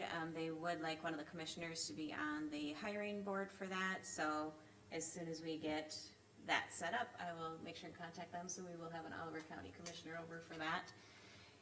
And please remember that that is set to close on March 1st. We have our HR interviews today. As far as the airport, we were working on finalizing the hangar lease agreements and kind of working through what we can do about other airplanes coming in and wanting a place to store their airplanes for a short time, and what that means for the people who actually have the lease agreements there. Our ambulance meeting was moved to this Monday, so I haven't had that yet. And just a reminder to the community that don't forget to get in your forms if you have a primary residence for, I don't know if they call it tax relief or what they call it, but that $500 Yeah. if you're Primary. primary residence. Primary Yes, residence. primary residence. Credit. It's Primary online. residence. You would've Yes. got it with your taxes, when you got it in the mail, there's like a little thing that you can, It's all online. yep, it's all online. Or I think you, it's posted on this bulletin board out here also. right, and you can go on the county website and it's the first thing right under the picture of the building. And I do believe if you want any VA assistance or vet assistance, you still have till the end of the month to get that in, I think. I think it all goes till March 31st, doesn't it, the primary Uh, residence? No, I thought it we got have to, extended. The VA is done? I think it's done. Was it March I thought 15th it was done? Question for Jen, but I know she was getting her stuff done, they're gonna have it to me by the 23rd of March. Primary residence got extended. I thought Okay. primary residence did too. I'm talking about the VA. VA, you're talking VA. Yeah, Yeah. I'm talking residence. both. Yeah. Any more, Liza? No. Okay, Jamie? I don't really have much, wasn't able to make it to social services last week, I was sick, so Mo sent me the stuff. Jim's had workers here working on like the chillers and the outside stuff. And Candy, haven't heard much from them, assuming it's kind of a sloppy mess as it's warming up again out there, so everybody be patient with the landfill, can only do so much with the ground, so. Otherwise, I think, She is looking into, I'm gonna use the word assistance or some way, mud on the road Yes. with the trucks Oh, leaving. yes. Okay, go ahead. Nope, you go for it, keep going. cause you talked to her, so. Yeah, she's looking at, an option for having, the trucks drive on Like something a and they, grading system. or yeah, something. like some grading system. Cause I So think you the clean road the mud department off. did come help, And other than that, trying to get the As much road as they department up there to remove the, when it's, there are times when there are chunks of mud on that road from that comes outside, out of the middle of the duels on trucks, let's just say trucks. And some of those chunks are large. And a average compact car, yeah, it wouldn't be pretty when that gets froze, so she's trying to work on something on that. And I think the communities have been good about like dumping the garbage trucks if they can, like in the morning when it's still a little firmer versus afternoon dumps, but they have to keep a schedule too. So. Anything else? Okay, thank you. Well, we got a few minutes till 10:30, so we'll race this until 10:30.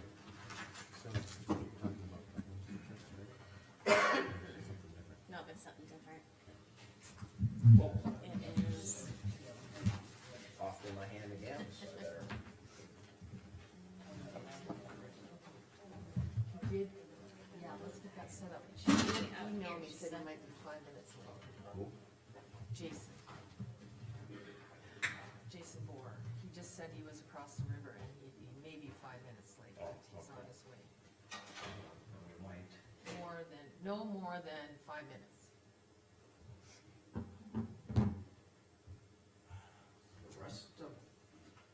The rest of our time, these are pretty much time. Yes, We have to because do 'em at people, those times. yeah, because people are coming. That's, So I guess it doesn't Okay. matter if he's a few minutes late, as long as he's not later than right, there. right, yep, and he's got a, you know, and you guys got copies of that, of his presentation. Yeah, Just That I papered actually see. the-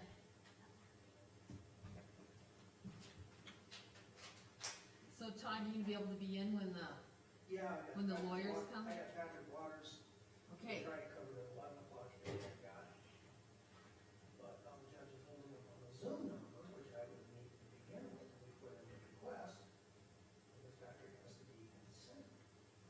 okay. 11:15, Todd. As long as you're here.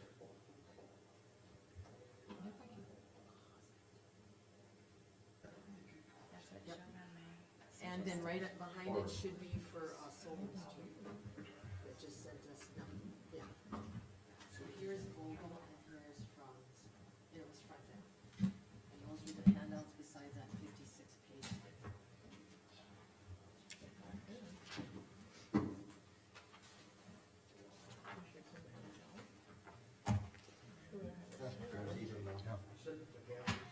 Tomorrow at 5, at the Civic Center. Right. At the Civic Center.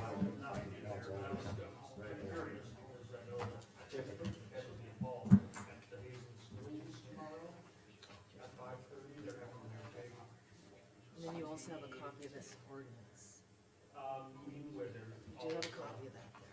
you know, HVAC and, That should be trades, right. all companies are working with the schools, Beulah School's gonna be there. They're Okay. gonna discuss, you know, developing a CTE program for the area, which I know is something that we can Right. talk about too. I was thinking Kevin was gonna be involved. Yeah, I thought so too. The meeting's tomorrow night? Well, Yeah, they're I'm, both you at know, tomorrow? I'm helping as Five best as I thirty. can. Jan. No, it isn't. By the time we get Okay. Okay, what is, but now I know where he's at, so. We should talk about it, make it so Oh, Trey, if it works out, looked like there was a good turnout at the chamber thing last night. we should do some of that stuff. We had boys, no, we had You know, boy it's scouts. just- I'm not sure. Yeah. There's maybe And maybe that's why, there was just a lot of cars. That's all I'm No, saying, I don't know. there was a lot of cars. Might not work, I just Yeah. thought, I'm gonna leave him tomorrow at noon, so. Businesses all there, well, other than. We had boy scouts. Energy outlook. So they were all had 10 seconds. Nerf gun war, it's pretty fun to watch them. No, we were just in the small hall. Antoinette came through at one point in time, she was like dodging bullets. No, they had- Okay, it's 10:30, we'll reconvene. Jason? Not here. Not here yet. Okay. Just so everybody knows, he did email me stating he might be 5 minutes late. Okay. Well, we don't have anything else we can move forward to, so we just wait for Jason. Yes, second reading, we have to do that at 11. The Farrington request, that's at 11:15, that's time sensitive. And so is the 11:30, so we just wait for Jason.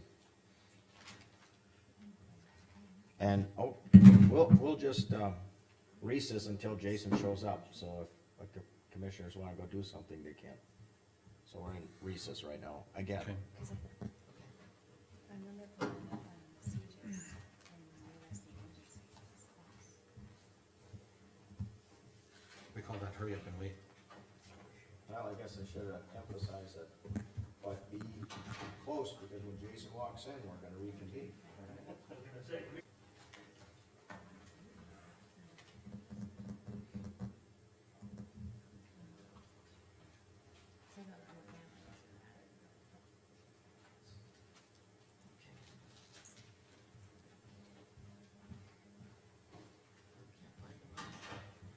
Can't find them.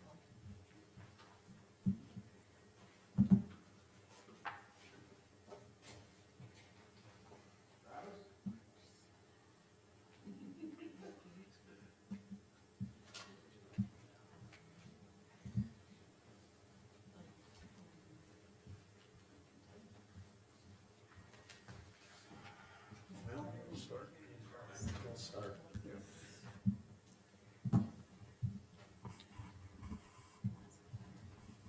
Okay, we'll reconvene. Travis will be in shortly, I know he will.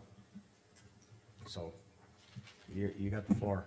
All right, well, thank you for putting me on the agenda today.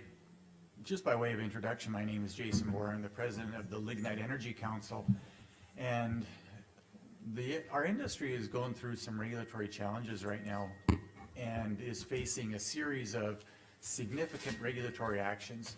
So one of the things that we're trying to do is do a series of stakeholder meetings with different groups, including county commissions, and bring them up to speed on what the industry is facing and how we see that playing into the future of the industry. So I'm gonna run through some slides relatively quickly, and then I wanna make sure that if there's any questions, that I leave a little bit of time for questions as well. But just by way of review, and I've given these presentation, or this information before, but we're nearly a $6 billion industry in 2022. Since the last time you've seen this presentation, though, we've broken the segments of the lignite industry down a little bit more than we have in the past.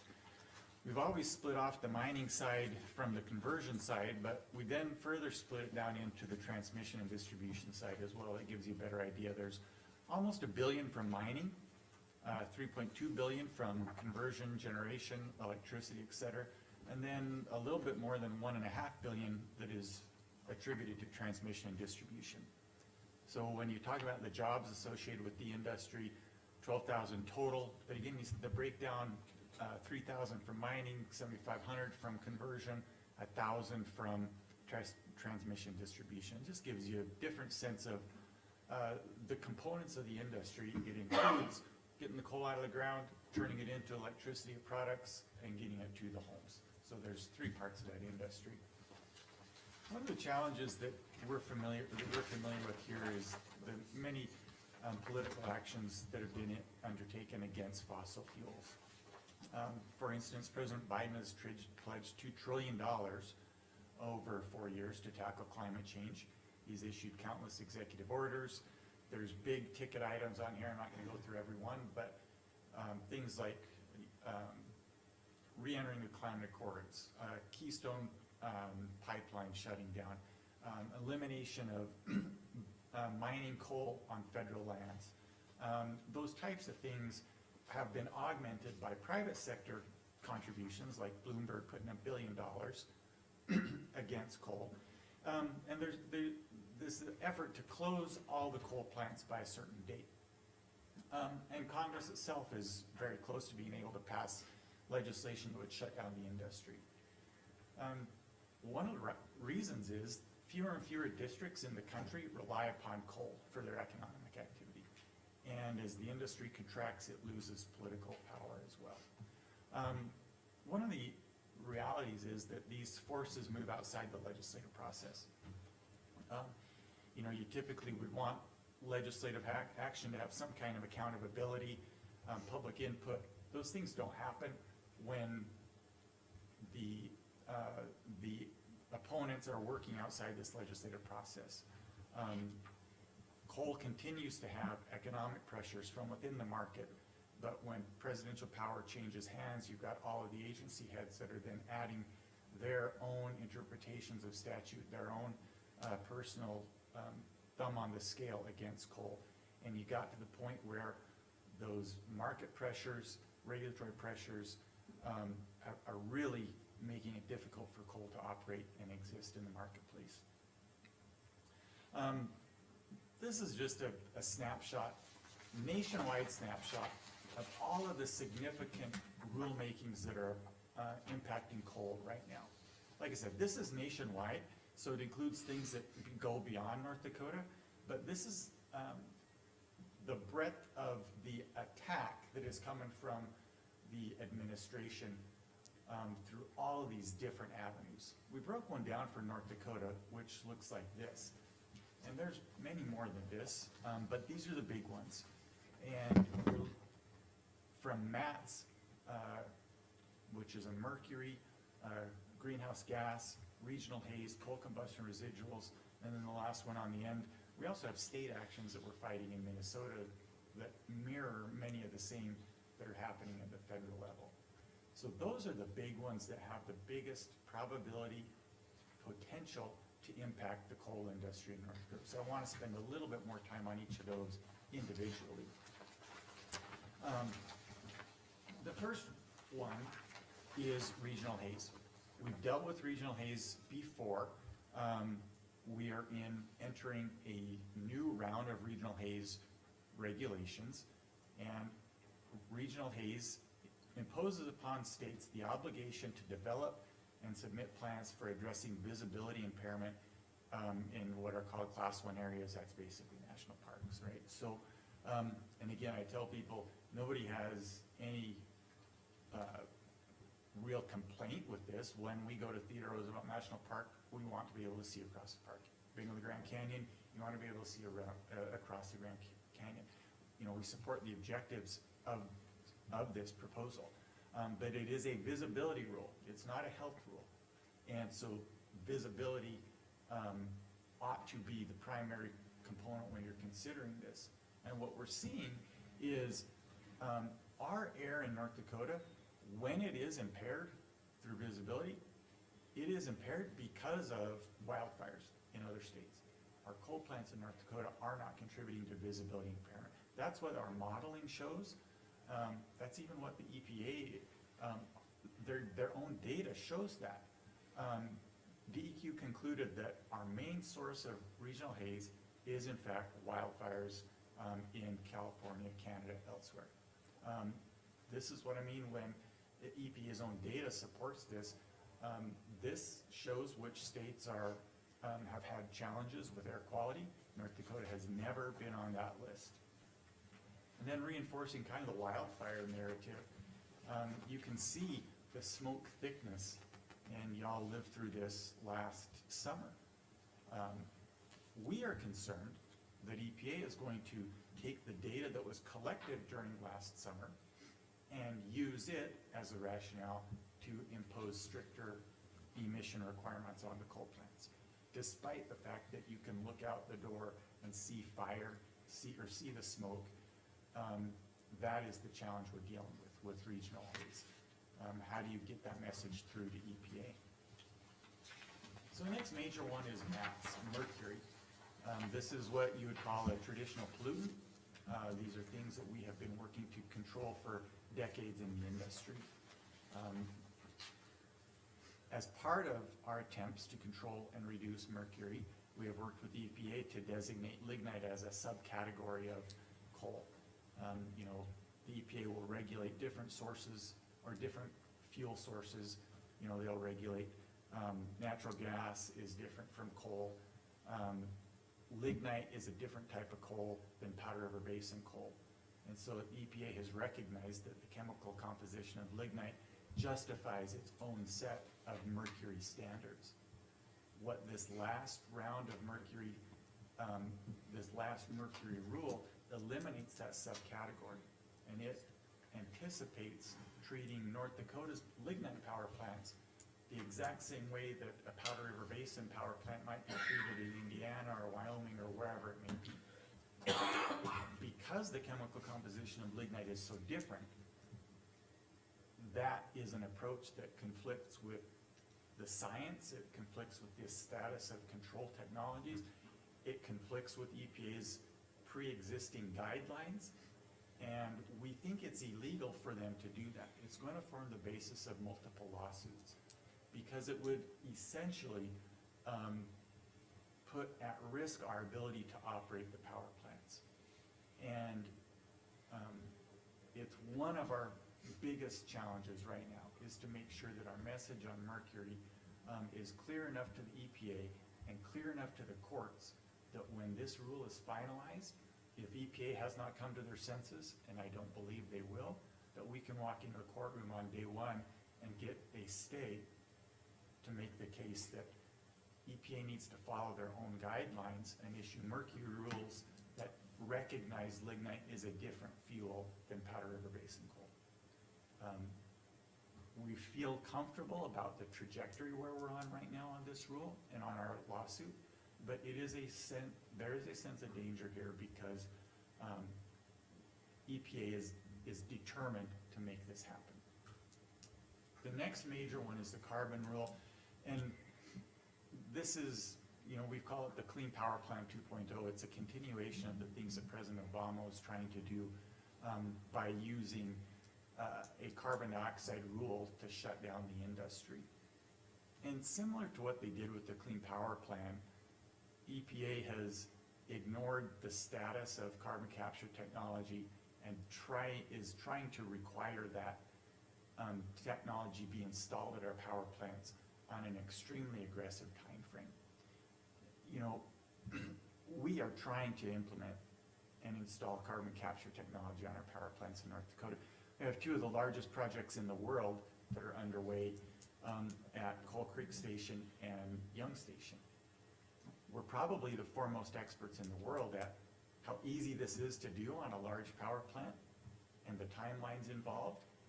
And EPA did not visit with the state of North Dakota about this. They haven't visited with the industry about it. They basically just said, here's your timeline, and the timeline isn't even sufficient to get the engineering work done, assuming you could do the testing and get the equipment even manufactured according to the timeframes that EPA has laid out.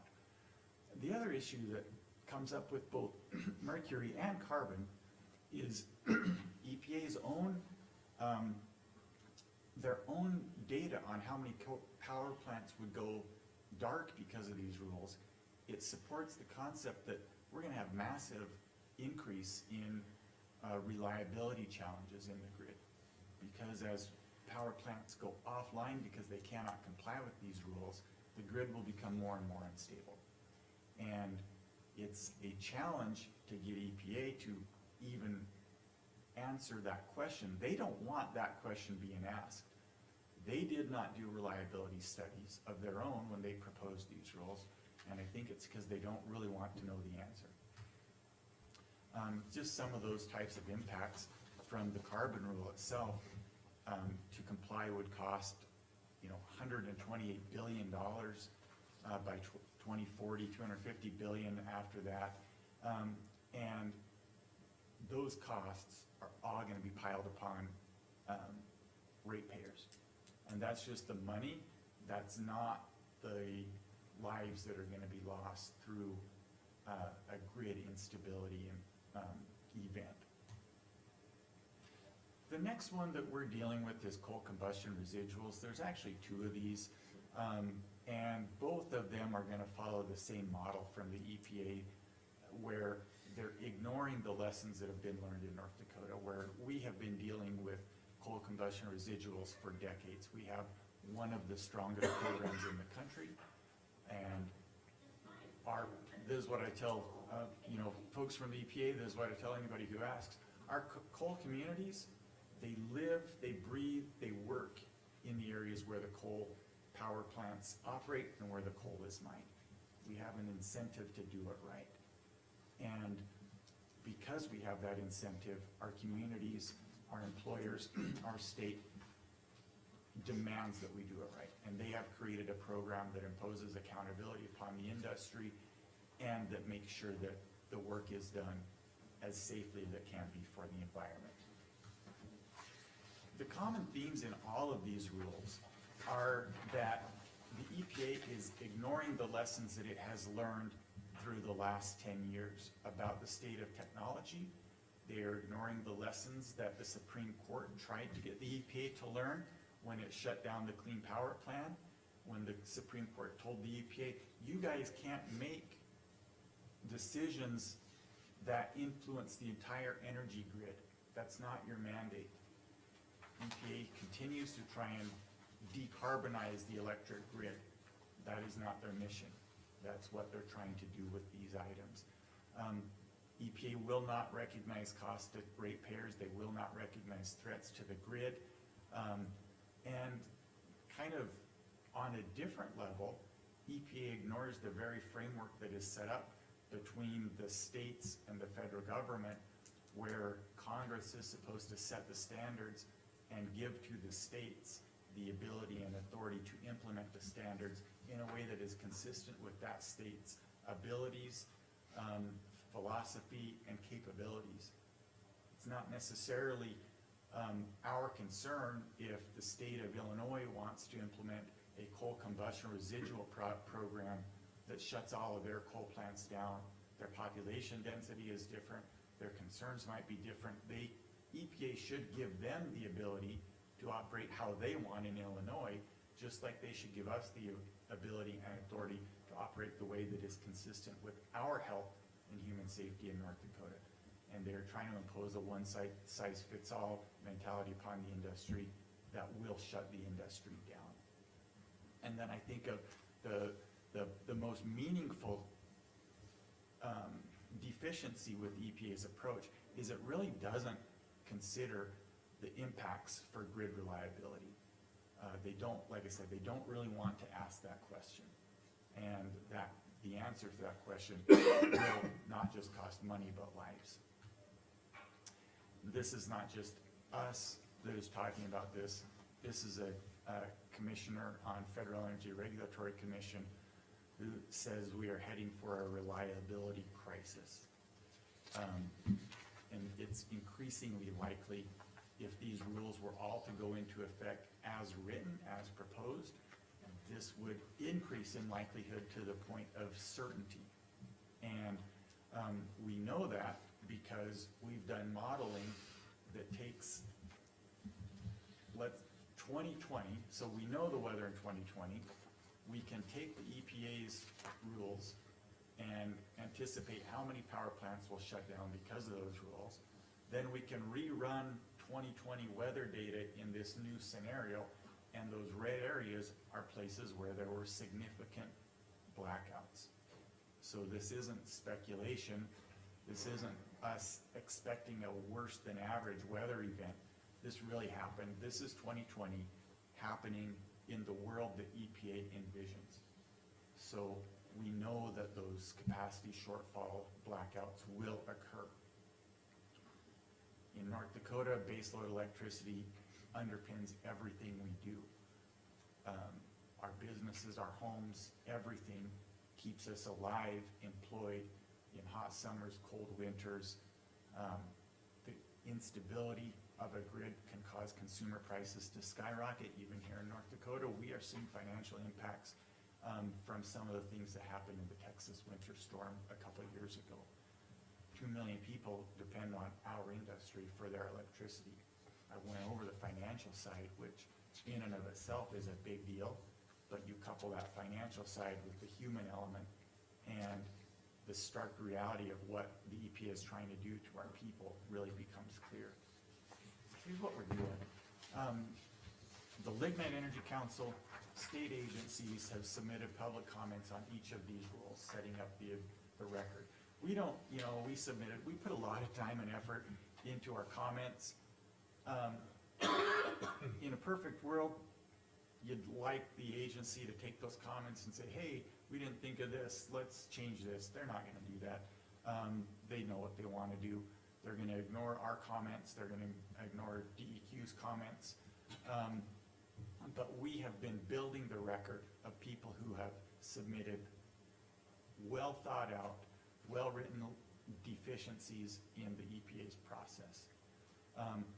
In addition to that, the legislature, through work that Jonathan Fortner and our team of lobbyists did this last session, was able to authorize a total of $6 million in additional litigation funds. $3 million of that went to the oil and gas industry for their legal challenges because they're facing something similar. $3 million of that went to the Attorney General's office to defend the lignite industry itself.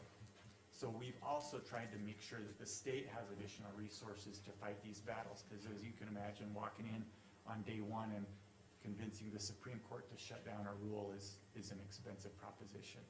But we have prepared a path forward through litigation, but we've also been working on the R&D front to improve the status of our technology, to improve our capabilities, to make it so, at some point we can implement the carbon capture technology in particular, because we think there's an opportunity there. I don't care what EPA says about CO2. I think that there's a future for our industry in carbon capture sequestration, and making that CO2 into a commodity for us.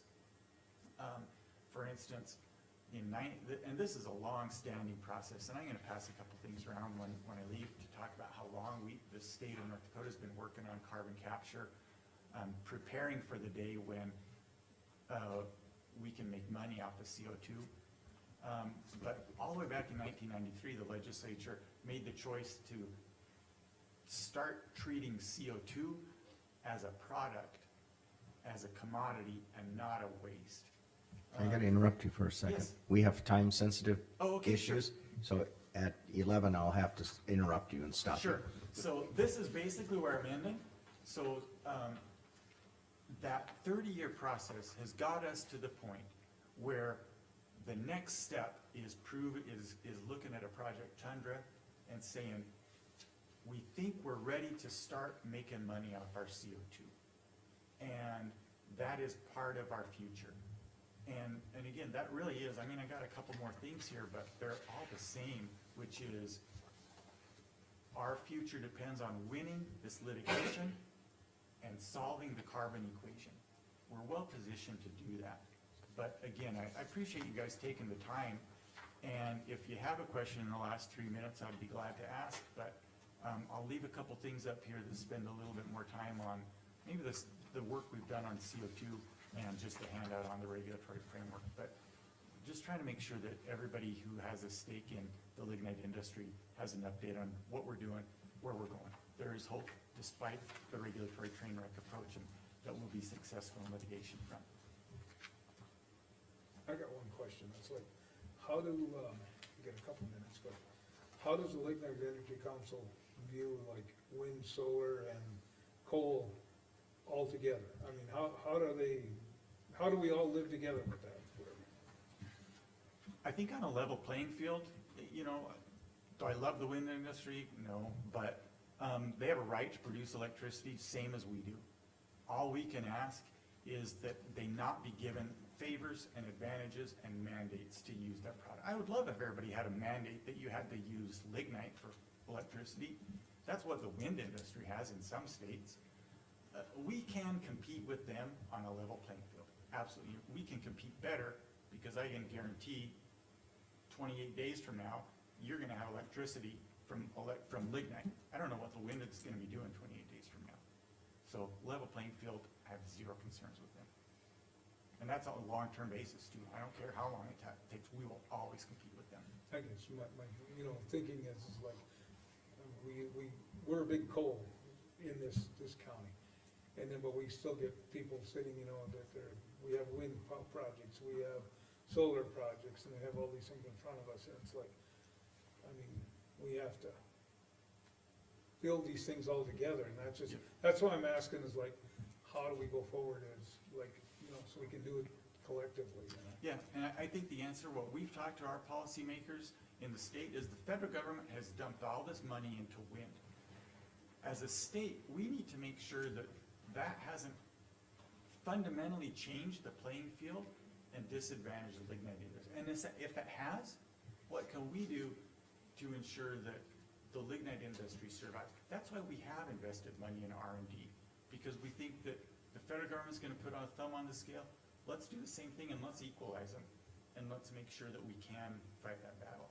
And again, there are people who would answer differently, but I think that North Dakota is best when it has a vibrant energy industry, but that has to include lignite.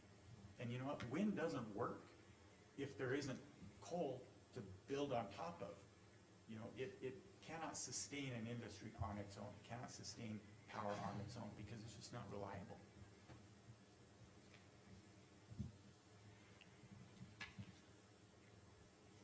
Okay. I think that's more, but I, we Yeah, got time. yeah. So- I But could thank you talk so all much day about for, it, but- for, Yeah, stopping. sorry about that, but No, you're fine, I appreciate that. our other, agenda items are time sensitive. Yep, no, I get it. Thank you for having me. Thank you. Thanks, Jason. Thank you. Was our state's attorney gonna be here? Probably have to call them, but. I think you got called Whoa. We just had a reliability problem, Chad. Are you trying to prove that we work in the dark? switched. Okay. I talked to him I about certainly yesterday. like our state's attorney here for this. Absolutely. Should I go find them, or where we want to? I'll see. Thanks for getting that set up, Glenn, that was She thought helpful. maybe somebody was taking it for him, but he, I don't know, I talked to him late yesterday afternoon.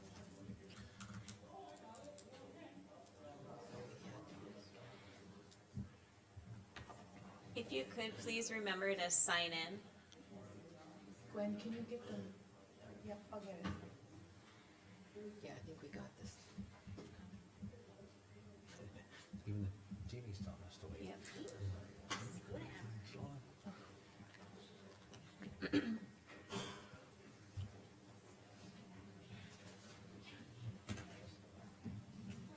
Oh, really? Huh? Same chips?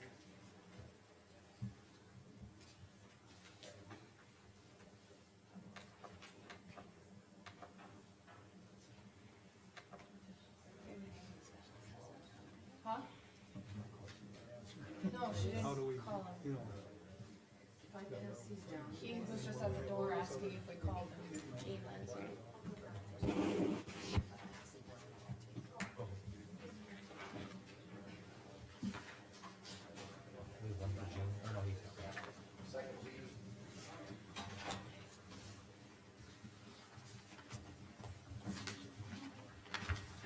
Okay.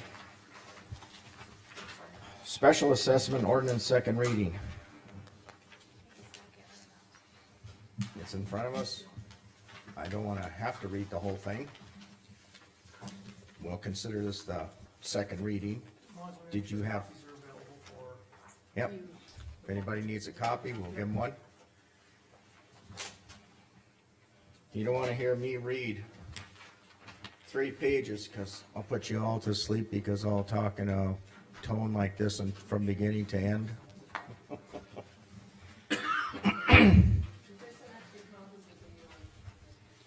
Are there any questions, concerns about our ordinance? I think the majority are here for 11:15. And I if you understand just that. came in, please remember to sign in, if you could. Thank you. You can pick it up and pass it around. okay. Well, just one thing on the second reading here, the things that have been modified, would be paragraph 10, which now reads NDCC section 40-22-18 is hereby adopted and incorporated herein by reference in its entirety as it currently is written or amended by the legislature in the future. Was this in the first reading? No, these No. are the changes since. This was a Okay. change Yeah, since because then. we asked it The to last read, just reading. like what the century code did, is As what of we asked. January Yeah. 3rd is when you There's guys only did this. two changes that have been made. The first one is to make sure we're right in accordance with the statutes that deal with this. The second change is the last paragraph, number 23. Mercer County Commission reserves the right to define the voting procedure on a district-by-district basis, but would not circumvent any century code procedures. Again, this is one just to bring it in line with the statutes applicable to this. And I'll repeat like I have each time we've discussed this. By doing this, we do not create any special tax districts.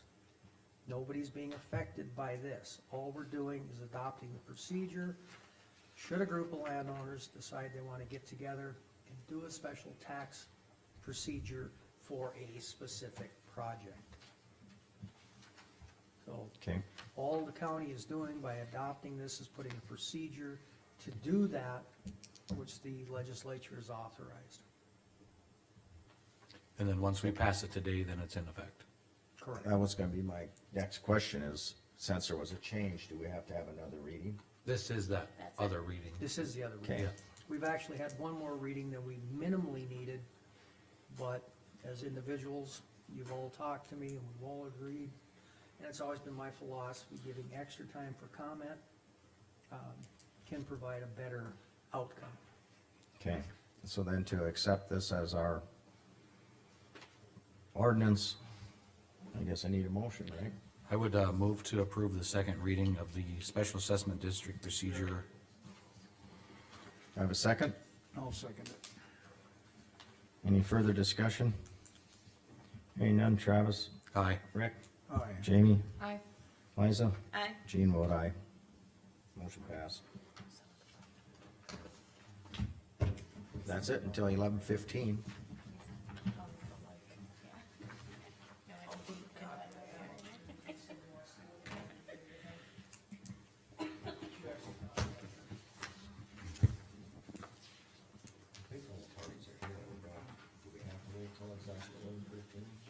Just in case somebody else. Yeah, I suppose. We did. Okay.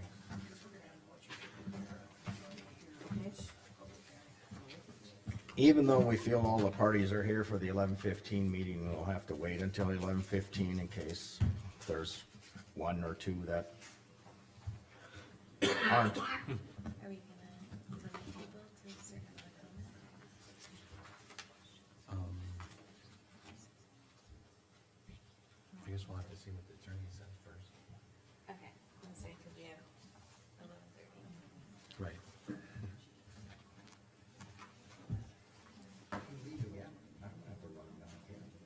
What's that? Where did he go? I don't know.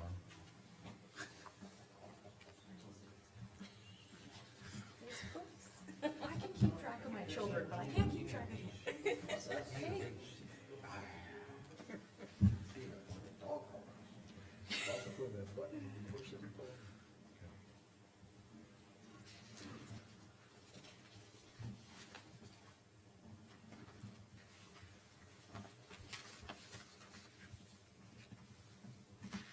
Well, then for procedure, I'll just say we're in recess until 11:15, but I will call the meeting back to order at precisely 11:15.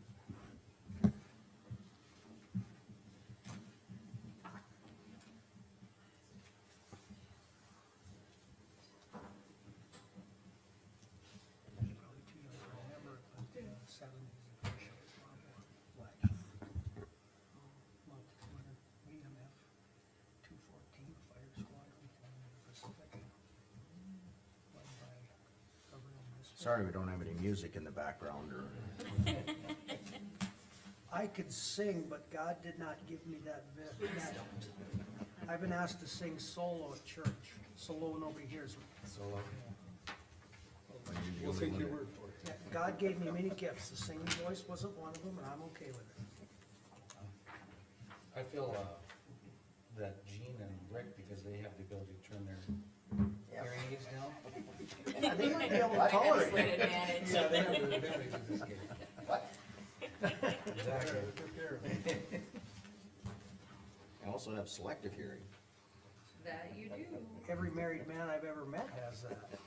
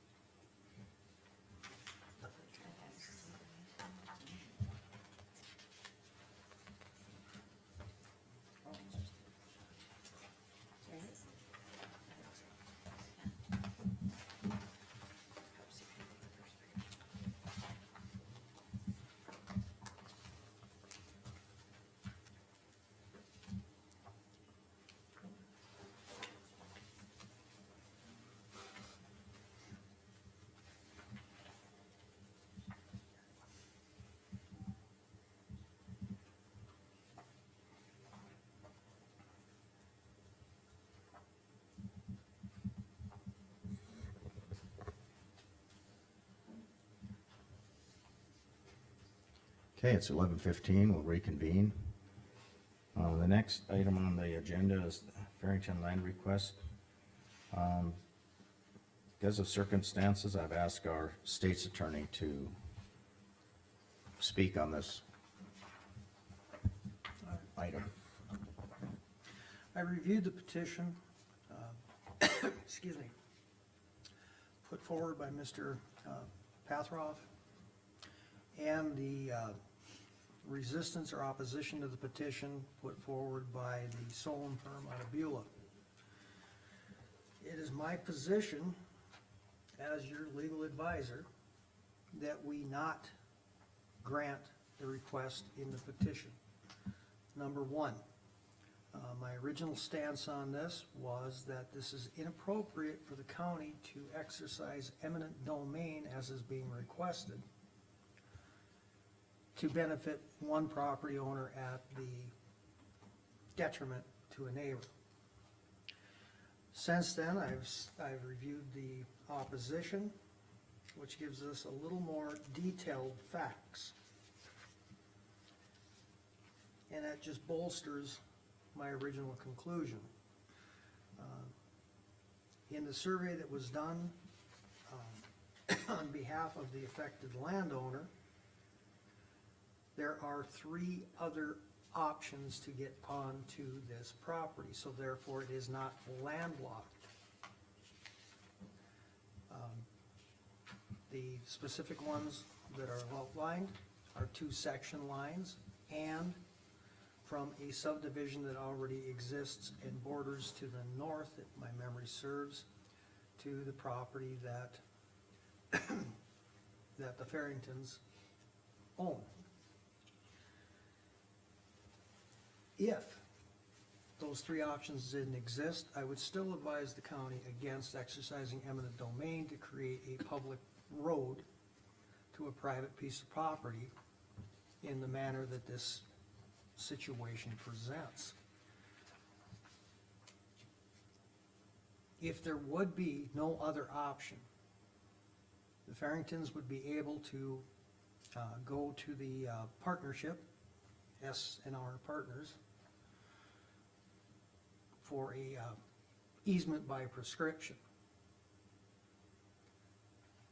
In looking at what we have in the opposition and verifying that what is said in there is correct, I don't think the Farringtons could win and prevail on an easement by prescription because we have 2 section lines and 1 public road through a subdivision.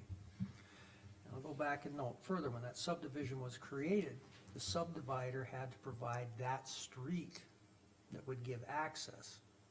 And that access goes right up to the border, it's not very far from the section line. If the Farringtons choose to improve one of the section lines, the county would have a duty to have an approach off of the main public road. I don't believe it would be appropriate for the county to all of a sudden start building roads to any individual that decides to build in the middle of a section or in subdivided land. Cause what we always do is that if you're gonna have a proposed subdivision, before that can be approved, the county has to make sure that the developer has proper access to the normal public roads. Now, all section lines throughout the state, unless they've been vacated, which takes a specific procedure and has limitations for that procedure to be applicable, to create or to close a section line, all section lines are held open as right of public passage. That does not mean, and there's ample Supreme Court decisions on that throughout the decades, that the county does not have the responsibility to improve every section line up to state highway or county highway standards. So what I'm advising the commission is to come right out, deny the petition. The county doesn't need to be in the middle of this discussion. That's further bolstered by the fact that when this property was originally divided off of one large contiguous piece of land, there was an option for an easement that wasn't exercised. So, when we look at the case law, even if they would go to the easement by prescription, there's a case pretty much on point. It's Griffith versus Ide.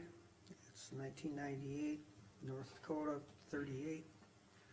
And I'll quote, "An easement by necessity," another wording for easement by prescription, "may not be obtained over the land of a third party.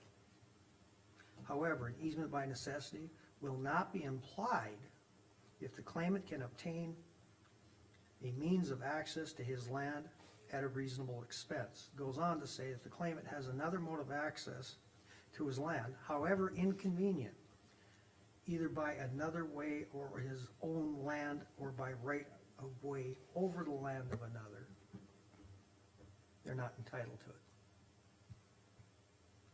It might be the most convenient way to go through the old trail that when the property was all owned by one party and was subject to the option for the easement or the Farringtons. That might be the easiest, but that does not give the county nor the courts the ability just to come in and say, we're going to restrict or take away the usage of your own land. The arguments that Mr. Patroff makes about the benefits, this is not a benefit, and that's cited in the opposition brief quite clearly. One home possibly being built does not give the county the authority to go in and exercise eminent domain, essentially take property from a private property owner. So my advice to the commission is to deny the petition, or alternative, take no action. And as I've said every time I've given legal advice on any matter, I can't guarantee we won't get sued, but following my advice, we're gonna be in the best defensible position possible. In fact, I would highly suspect that if the county were sued to be forced into taking eminent domain, we could get out of that suit on a summary judgment motion.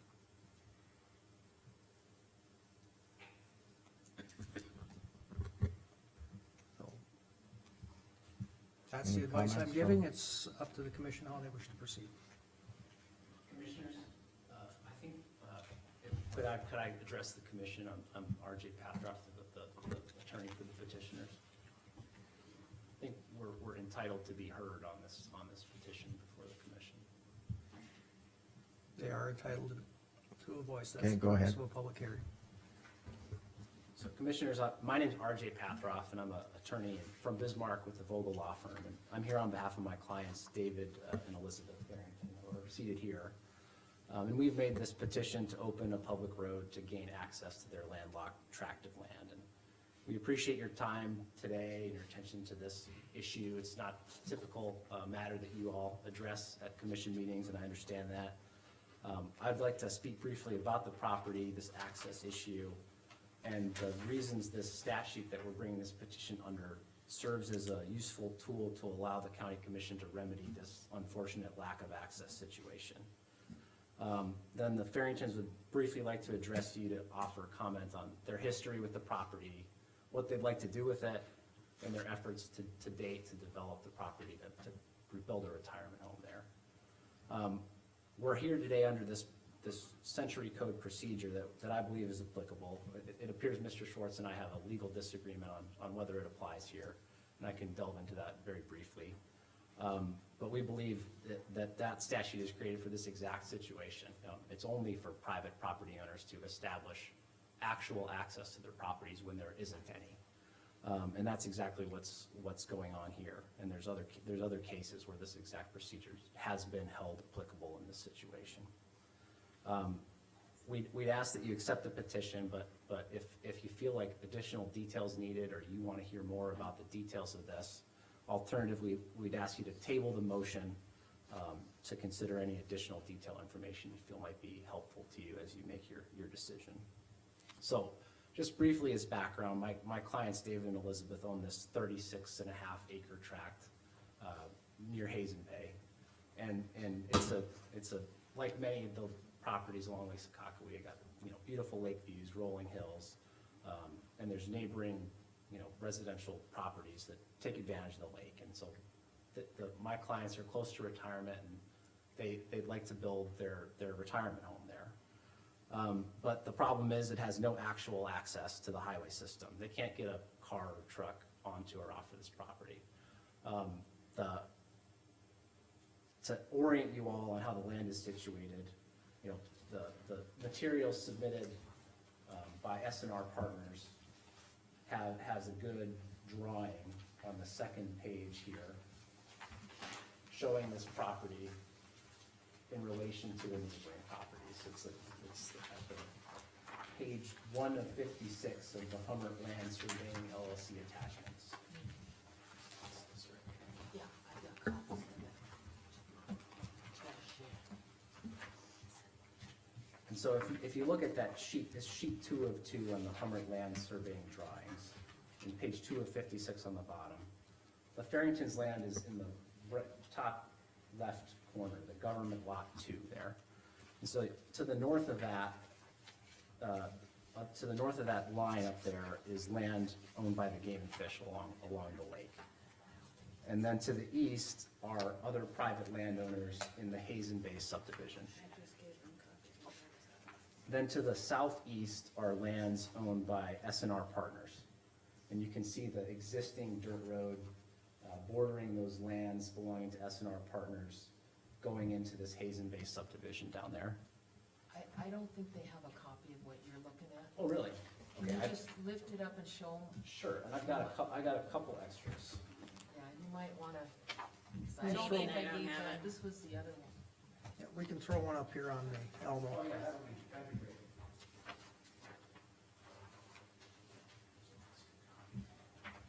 We can share. Well, this came from the other side. And I don't think it's the same. You want this one? This page. Just for clarification, the item he's making reference to is included in S&R Partnerships Attorney's attachments. And on the bottom, I've got it up, you can't see it there, but if you look right here at the bottom, it's 2 of 56 of the attachments that the Solon Law Office provided with their opposition. So you can see in the top left corner, this is the Farrington property here. To the north is Game and Fish land. To the east is this Hazen Bay subdivision. To the southeast is the S&R Partners land. And here's the present road providing access to the Hazen Bay subdivision. And here's land owned by Brian Hall. So there's presently no access let me stop you there for just a moment. You've got a section line to the west of the Farrington's property, correct? Yeah, Mr. Schwartz, I understand a section line exists, but there's no actual access to the parcel, and I'll get into that in my comments to the Well, commission. they get south on that section line, they can go east on their property any way they want. So the problem is that there's a house built on that section line, and there's no actual access to it. And, you know, as I'll cover in my comments to the commission, the statute that we're asking to open a road under requires actual access, and there is none. So the fact that there's a hypothetical legal access that will never exist doesn't impact the fact that this statute we're making a petition under is applicable to provide relief here. If the commission finds that it's necessary and a sufficient benefit to the county as a whole. That's what the statute says. So, just, there is no actual access to this parcel. That's beyond for a vehicle, which is what would be needed to develop this property into a residence. So beginning in 2021, my clients began discussing with S&R Partners, the members of the Schwab family, the possibility of creating access to the government lot 2 off of this roadway. And there's a coulee here, and the important thing to note about all these properties is where these trees are shown, there's a lot of elevation.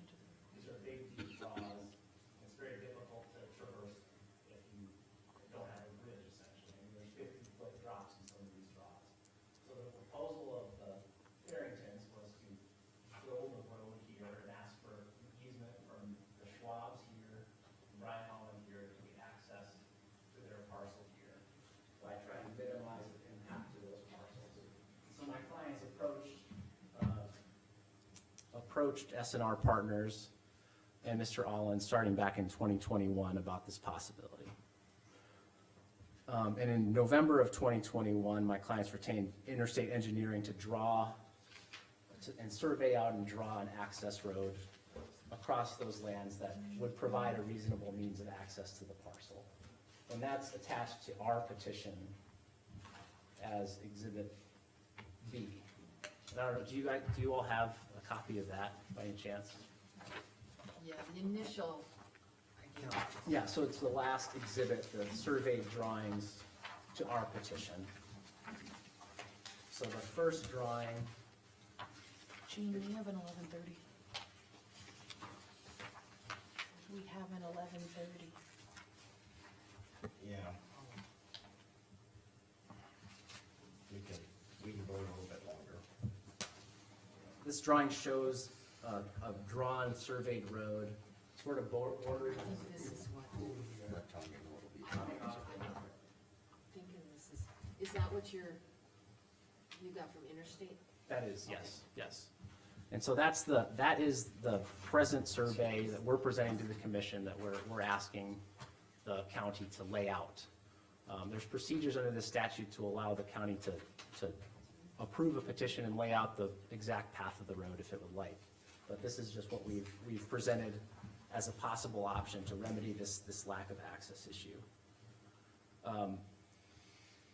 Discussions went on privately for some time, and it became told to the S&R Partners, and Mr. Alland indicated they didn't wish to grant a voluntary easement to the Farringtons to access the parcel. So at that point, the Farringtons retained attorney Irv Nodland, and he was communicating with S&R Partners attorney Dave Lindell at the time, but again, they were told they didn't wish to grant a voluntary easement. Then the Farringtons, after Mr. Nodland was winding down his practice, retained me about this issue, and we made an offer to pay for this easement to Mr. Alland and S&R Partners that they rejected and didn't wish to counter. So it became very clear that a voluntary agreement between neighbors was not a possibility for us, which is the reason we're presenting this petition here today. And as it stands, the Farringtons can't do anything with their land. They pay property taxes on it, but they can't even get to it. They pay for rural water, but they can't use it. They pay for insurance, but they can't do anything with it. I mean, part of the problem is when this land was being subdivided into Hazen Bay subdivision, and when the Schwabs had sold David's parents' government lot 2 and other lands, you know, there wasn't access that was planned for to government lot 2. So this statute that we're presenting this petition under is a tool for the county to fix a situation just like this.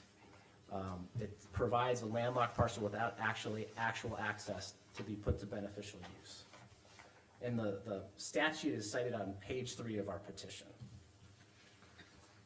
And the language of that statute provides that the county can use this process, including eminent domain, to open a public road when the owner's land, quote, does not touch upon a public road so as to allow the owner of such tract access to a public highway.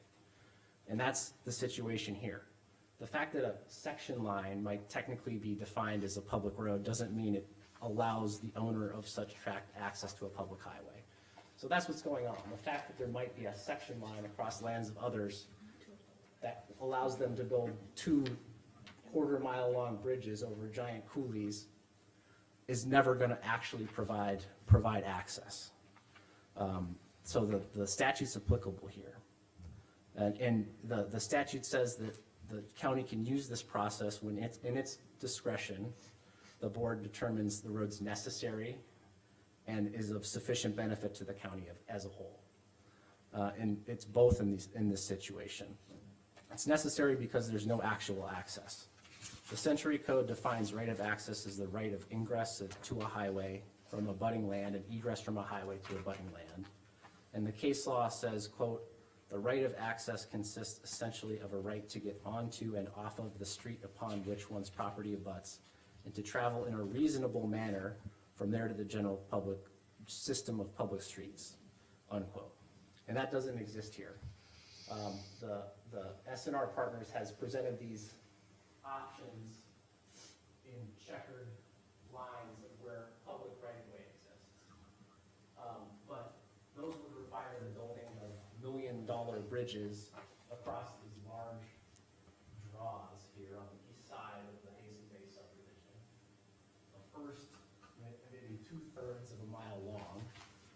And then the first potential access presented by the surveyors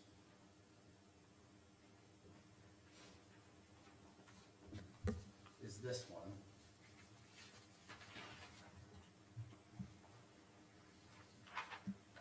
And it would go from the corner of Government Lot 2 here through the house of the neighboring landowner, Roger Roush, again over giant coulees, and be another 2/3 miles long. So while technically section lines exist on these maps presented by the opposition, it would be ridiculous to actually build these roads, and no one would ever do it. It's crazy. And there's literally a house sitting right on the first potential access. So the law requires actual access, and that can't exist and doesn't exist here. And that's why we think this procedure is applicable and necessary.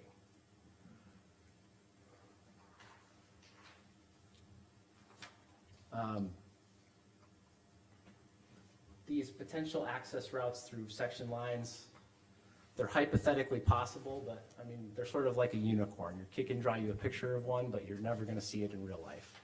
I mean, you'd have to build $1 million bridges that are a quarter mile long over these coulees, and you'd have to build a road through Roger Roush's living room. So, you know, that's not actual access. We have a legitimate access problem that we need relief from here. And the county can provide it under this section of the Century Code. And my petition lays out that it's necessary for these reasons. There is no actual access, which is what is required. And there's sufficient benefit to the county in the form of additional tax revenues, economic activity, and improvement to the real estate market. I mean, the statute is written for the situation when there's a private landlocked owner like the Farringtons. It's never gonna be for a specific, only public use. That's not the way the statute's written. It's written for this very situation to allow the county to correct these problems that arise in county planning in rural areas. We think it's justified here. And the route we've proposed along the coulee to the south is the only reasonable means of access.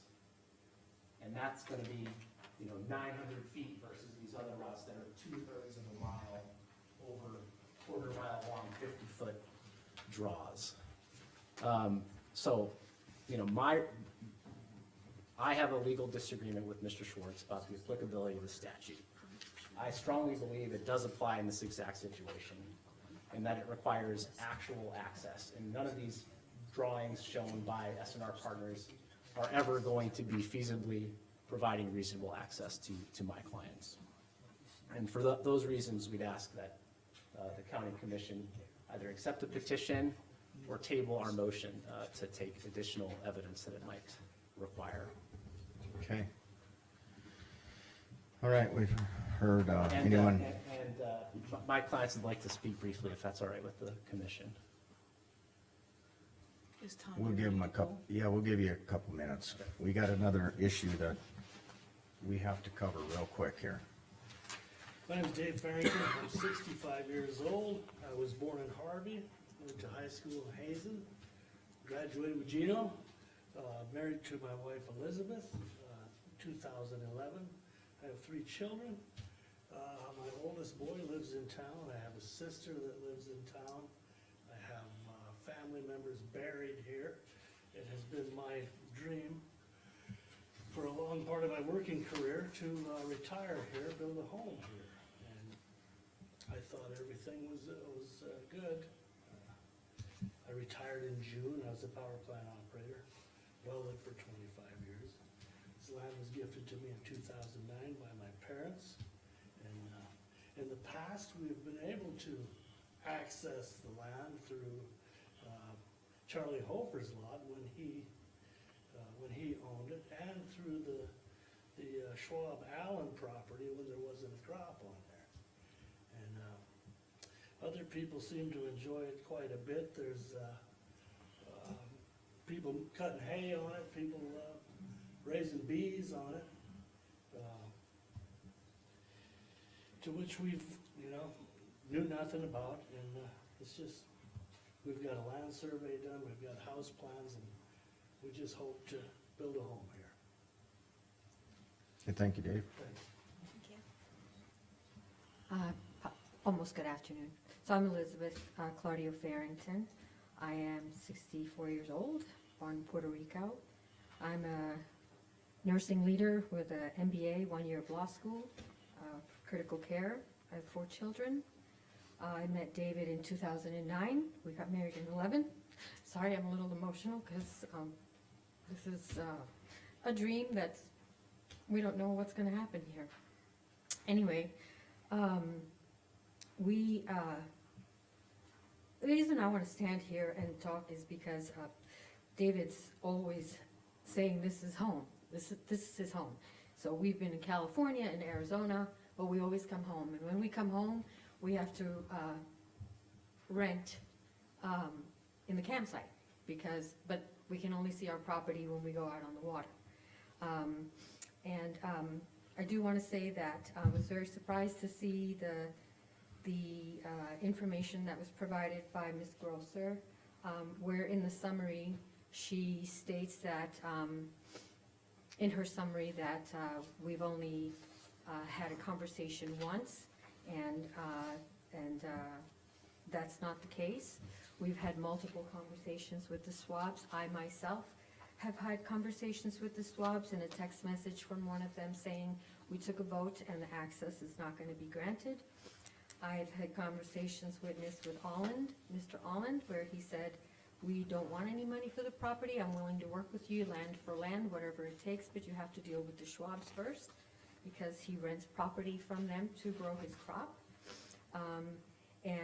I'll leave the rest of that to our attorney, but we've been really working outside of the legal arena with them, and they've totally decided that it's just not gonna happen. And so we got Mr. Nodland to help us, and Then he dissolved his practice, and now we have RJ. We can't even go on our property anymore. We just see it through the, when we go on the water. So, we really, we have a home. I don't know if he showed you, but we spent a lot of money designing a home, and, that's just not a possibility. So, we would love to live here, and, we have friends here, we have family here, we bought our burial plots here, because this is our home. And so, thank you so much for the time that you've granted us today. I appreciate you.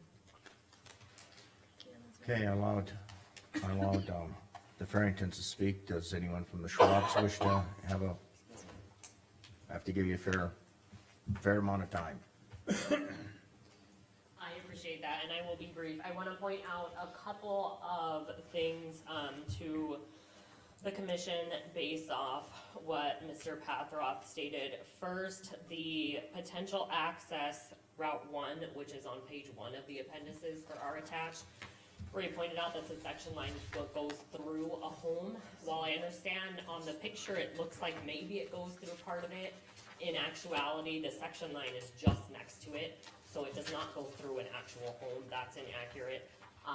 The other thing, and sorry, I know you just switched it, if you can put the other one back Okay, up. I just put the page one that you had Yep. up there you're discussing, and you're talking about these section lines here. This looks like there's actually a road. So, and this is page 2. So, they mentioned going through another property owner's lot, just to point those out, it's lots 10 and 11, which are the property owners that they said they had gotten access through before, and they actually own this lot 9 as well. So I think that's important to note as well, and based on everything what I took out of what was stated, it's not that there's no access, it's that there's not convenient access. And I think that Attorney Swartz laid it out perfectly, that this isn't about whether it's convenient to them, or whether it's gonna cost them some additional money, it's that they don't have access. That's the first element that has to be met for this commission to even consider it, is that there is no access. And in this case, there is, it's not convenient. They do have options under the Century Code to, as Mr. Schwartz pointed out, to build up the section lines. In this case, they're essentially saying, we don't want to pay for this access, or we don't want to pay the amount that it would cost us for the access, so we want you, county, to pay for it for us. And I don't think they have met the burden under the statutes, and just in the reality and fairness of the situation, you're, as I stated in my brief, to the detriment of other property owners as well as the county and taxpayers as a whole, for a benefit of one private family, because they don't want to foot the expense themselves. I think that everything has been laid out sufficiently, and the county really doesn't have any choice in my mind other than to deny the petition in its entirety. Thank you, Jennifer. Okay. I think we'll make our decision now, if it's, I have one question for Yes. Todd before Yeah. I was intricately involved in the survey portion that Interstate did.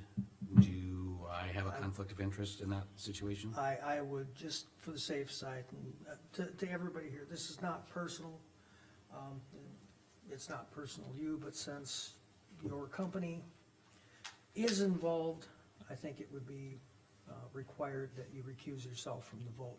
Okay, I just wanted to make that known before we did anything, whether I could talk on it or not. Right. So I don't know if you want me to step down in this process, or just. I would advise that. Okay. You can have a seat in the audience for that matter. Okay, so I'm gonna do that before you, I just wanted to make that known. okay.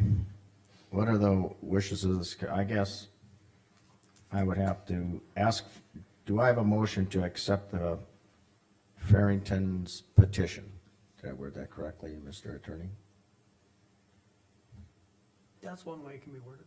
Okay. Well, let me back up. it's already been filed with the auditors, so therefore, it's not a matter of whether the county is going to accept the petition. It's, what you need to make a decision now is how you wish to act, and you have three options. Grant the petition, deny the petition, or take no action. Those are basically the three options the commission has. And you need a motion to do one of those three things. Right, but we don't do all three. No, no. Generally, you ask for a motion to accept, and if the motion is, there is no motion, or it doesn't get seconded, or if it's voted down, then it's denied. Well, we're not accepting it, it's already been filed. By holding the hearing, technically you accepted the petition for consideration. So, the options are grant, deny, or Or table. Grant the petition, deny the petition, or, table. so, Another way to put it, yeah. I wanna do this correct. Too damn many lawyers in the room. I'm just, fine. I'm just keeping you on track. You like to wander on the Generally, shadows. we can do this pretty smoothly with what's common understanding with a meeting. But in this case, the petition has been filed, so we need to either approve the petition, deny the petition, or table the petition. Am I getting to the correct wording yet? Close. You can grant the petition, you can deny the petition. Or, as Rick said, you can table it. What are the wishes of the commission? Anybody got?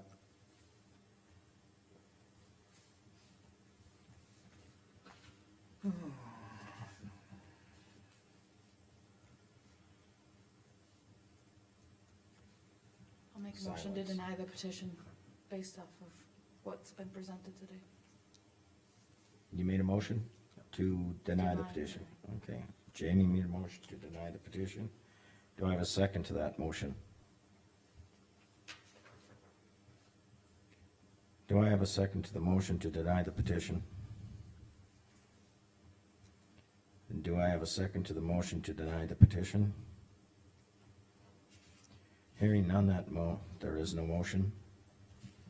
Do I have a motion to accept the petition? No. That would be granted. I have a motion to grant the petition. Yeah, the petition in hand, you accepted it for consideration for public hearing. I'm gonna I'll make, make a I'm motion. gonna make my state's attorney mad yet. I wanna make a motion that we'll table this to a further date. Okay, I have a motion by Rick to table the petition. I'll I second. did- I didn't hear my attorney say anything differently. Okay, Liza seconded. Any other further discussion? We'll postpone though. Yeah, Okay, to table, table the first. motion was to table. Yeah. All right, hearing no further discussion, Rick, I'm gonna vote aye. Liza, Aye. Jamie, Nay.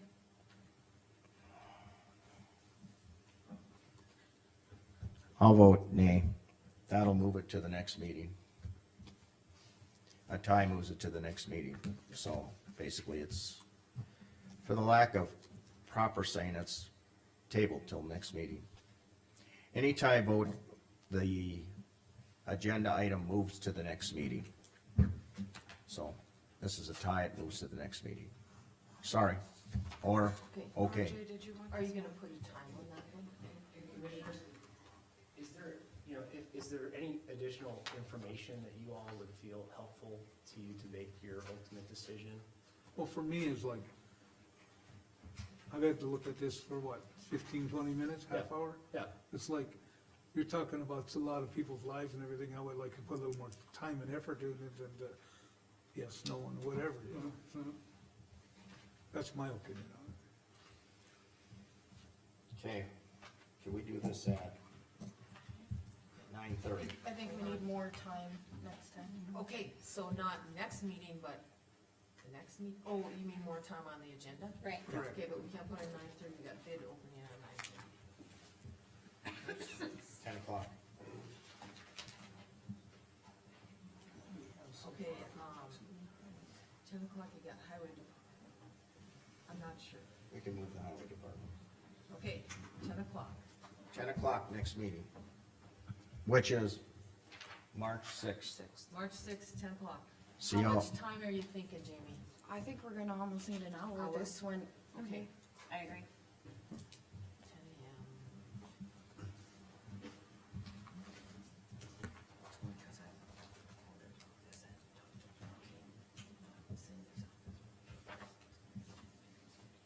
So we'll see y'all next, March 6th at 10 o'clock. You're welcome. Okay, we are way over on our Okay, but 11:30. Tanya is on hold. She's waiting for us.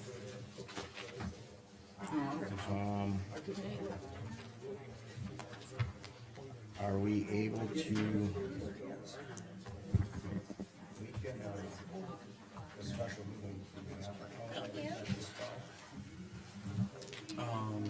We should probably, I mean, are you looking to recess Yes, this one I'm here, but and then recess the special, or?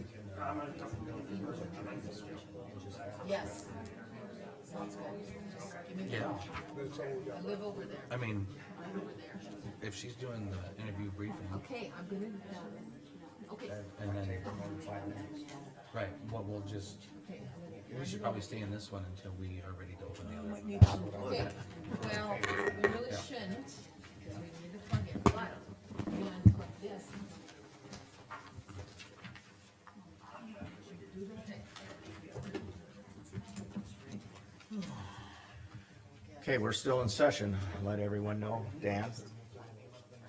We haven't adjourned yet. No, no, Okay. Kevin, because He has to go right. Yep, no, I mean, it's me. I think that should So, write Should up. be more important, Dan. I sent it to you. Cause there are two different, you know, and then I see this. What kind of, how many questions, what kind of work? Yeah. You know, that's what considers meaningless. What do we see?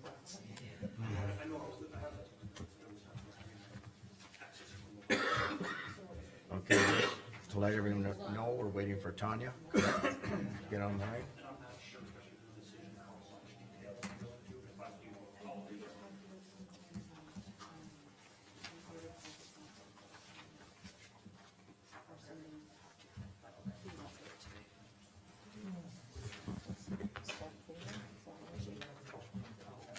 if not, I can start. No. Okay, she's gonna log in now. It should just be a matter of her joining. And then Somebody reached out to me about Yeah, Because you're still present. but we need to I know. show. Okay, she's got it. Well, But our attorney said you can sit in the audience. yeah, I know what to do. He did the right thing by saying. All we need to do is just. I haven't recused myself. There. Yeah. Okay. This one here was, We got 2 minutes or what do we got? We're trying to get Tanya on.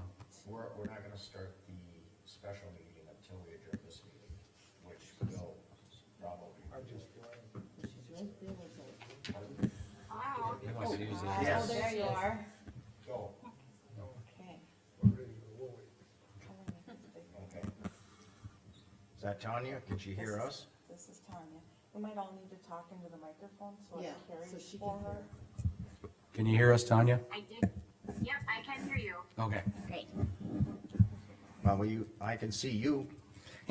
Can you see us? No, she can't. Yeah. No, she wanted to be able to see, well, we could turn. It doesn't She matter. doesn't need to see us. I probably don't want her to see me. It was clear. Oh, he's Are scared. you okay, Tanya, Tanya? can you Scary. see behind us or not? Oh, that got really muffled for a second there, I didn't catch all that. Can you see the room? Or is I it- cannot see the room, all I see is a black screen that says The Carmen Reed. camera's off. Are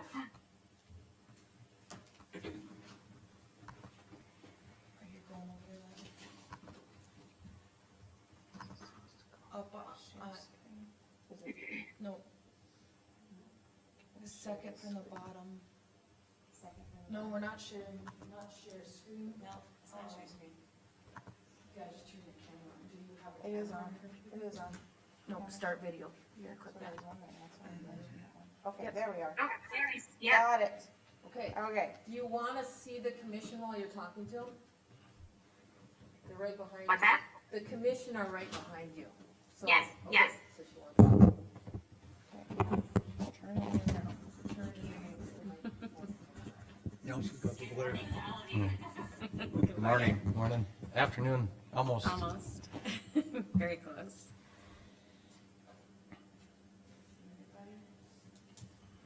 You guys hear me okay? Yep. Yes. Yes, we can hear you. Okay. You're probably not gonna get us all going. It's Okay, Do you want me this to is, go ahead and just give you a quick overview? Are you ready for me to do that? Yes. Yes. we are ready. Go ahead, you have the floor. Yes? Okay, I see heads nodding. I can't necessarily hear everybody. I think you have to speak into your mic for her to hear you guys. So I will go ahead and just give you a quick overview. If you want me to be the one to ask the questions, I can certainly do that. I think I spoke with Chairman Wolf, and that's one of the things we talked about. I encourage you all to ask follow-up questions if you have them, as long as you know that they are legal, of course. I don't know the interview experience of you as commissioners. You know, sometimes I'm involved with these and we have commissioners who have never ever conducted an interview before, and other times you've got a lot of experience. So I'm not sure what your experience levels are, but if you have concerns about whether or not a question is legal to ask or not, I ask you to just please not ask that question, or you know, ask me first. As I said in the message that I sent to you, an email that I sent to you, the application that we have for this position does mention the combined role of HR and emergency manager. Right now, this interview is just for the HR role, okay? We do have a separate ad posted right now for that emergency manager role. And if that is something in the future that you as a board wish to discuss or explore, you have a right to do that. But right now, this interview as it stands is just for this HR director role, okay? The questions, hopefully you have a copy of the questions. You'll see that there are little score places on the side, and you can score each question. Take notes as you go along. I encourage you to just make sure that you know you feel like you're getting the information that you need in order to make an informed decision. And our notes are public Does record also. anybody have any questions about the process? Did you hear me, Tanya? No? Can you hear him, Tanya? Can you hear me? Not really. Oh, shoot. The notes we take are also public record. Are the notes that they take, are they public record? I think if I heard that correctly, you're asking if the notes are public record? Yes. They are, correct, yep. These are public record. Anything related, you know, to when we're at this stage of the game, especially anything related to the hiring process is public record. And these documents will, you know, if you make a hiring decision and you bring somebody on board, they would become part of that employee's permanent employee record, okay? So don't leave with your notes today. They do need, if you want to take them with you momentarily to review and to make a decision, that's perfectly acceptable, but they need to be placed into the employee's record if you make a hiring decision, okay?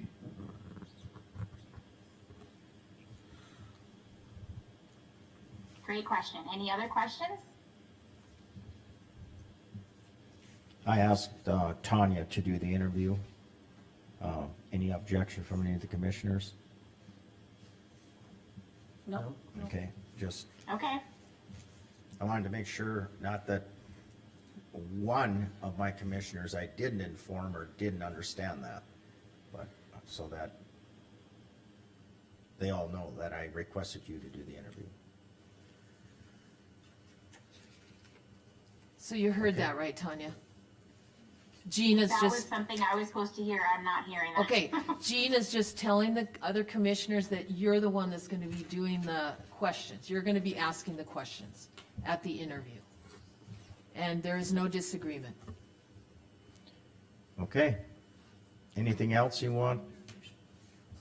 Anything else you have for us, Tanya? Is there anything else you have for them, Tanya?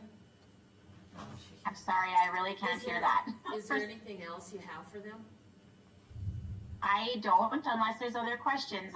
If you have, I also shared a copy of the job description.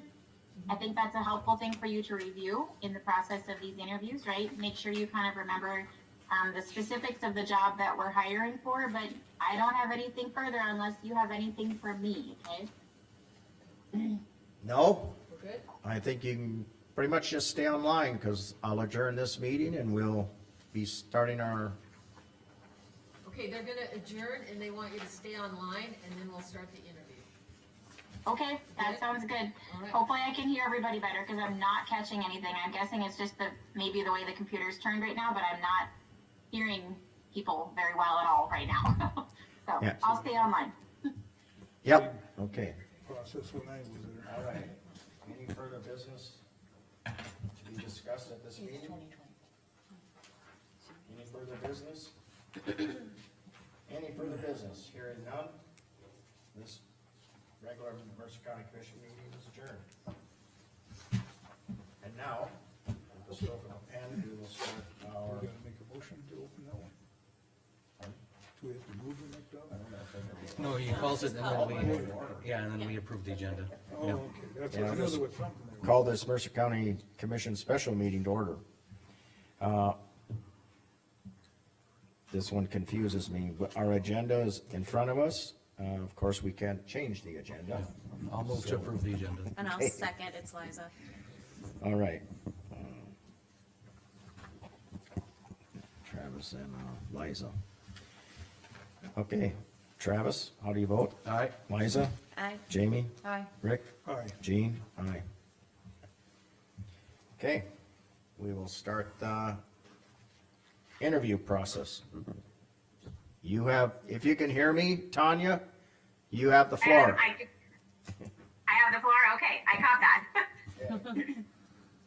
If any of you have questions, follow-up questions, commissioners, I'm speaking to you right now, please make sure you're nice and loud, because I don't want to just keep talking over you, okay? So, hello, must be Alice? I am. Hi, Tanya. How are you today? I'm good, thank you. It's nice to meet you or see your face, Alice. We spoke a couple times, of course. I hope you can hear me okay. I can. Can you hear me? I can, yep. Perfect. As long as you speak into that microphone, I think it'll be great. So, Okay, good. yep. So Alice, I have some questions that I'm just gonna work through, and it's just gonna be easier if I just kind of work through them myself, but I've encouraged the commissioners to ask follow-up questions if they should have any. You know, of course, this hiring decision rests with the commission, of course. So it's important for them to feel like this, like they have the information that they need in order to make an informed decision, right?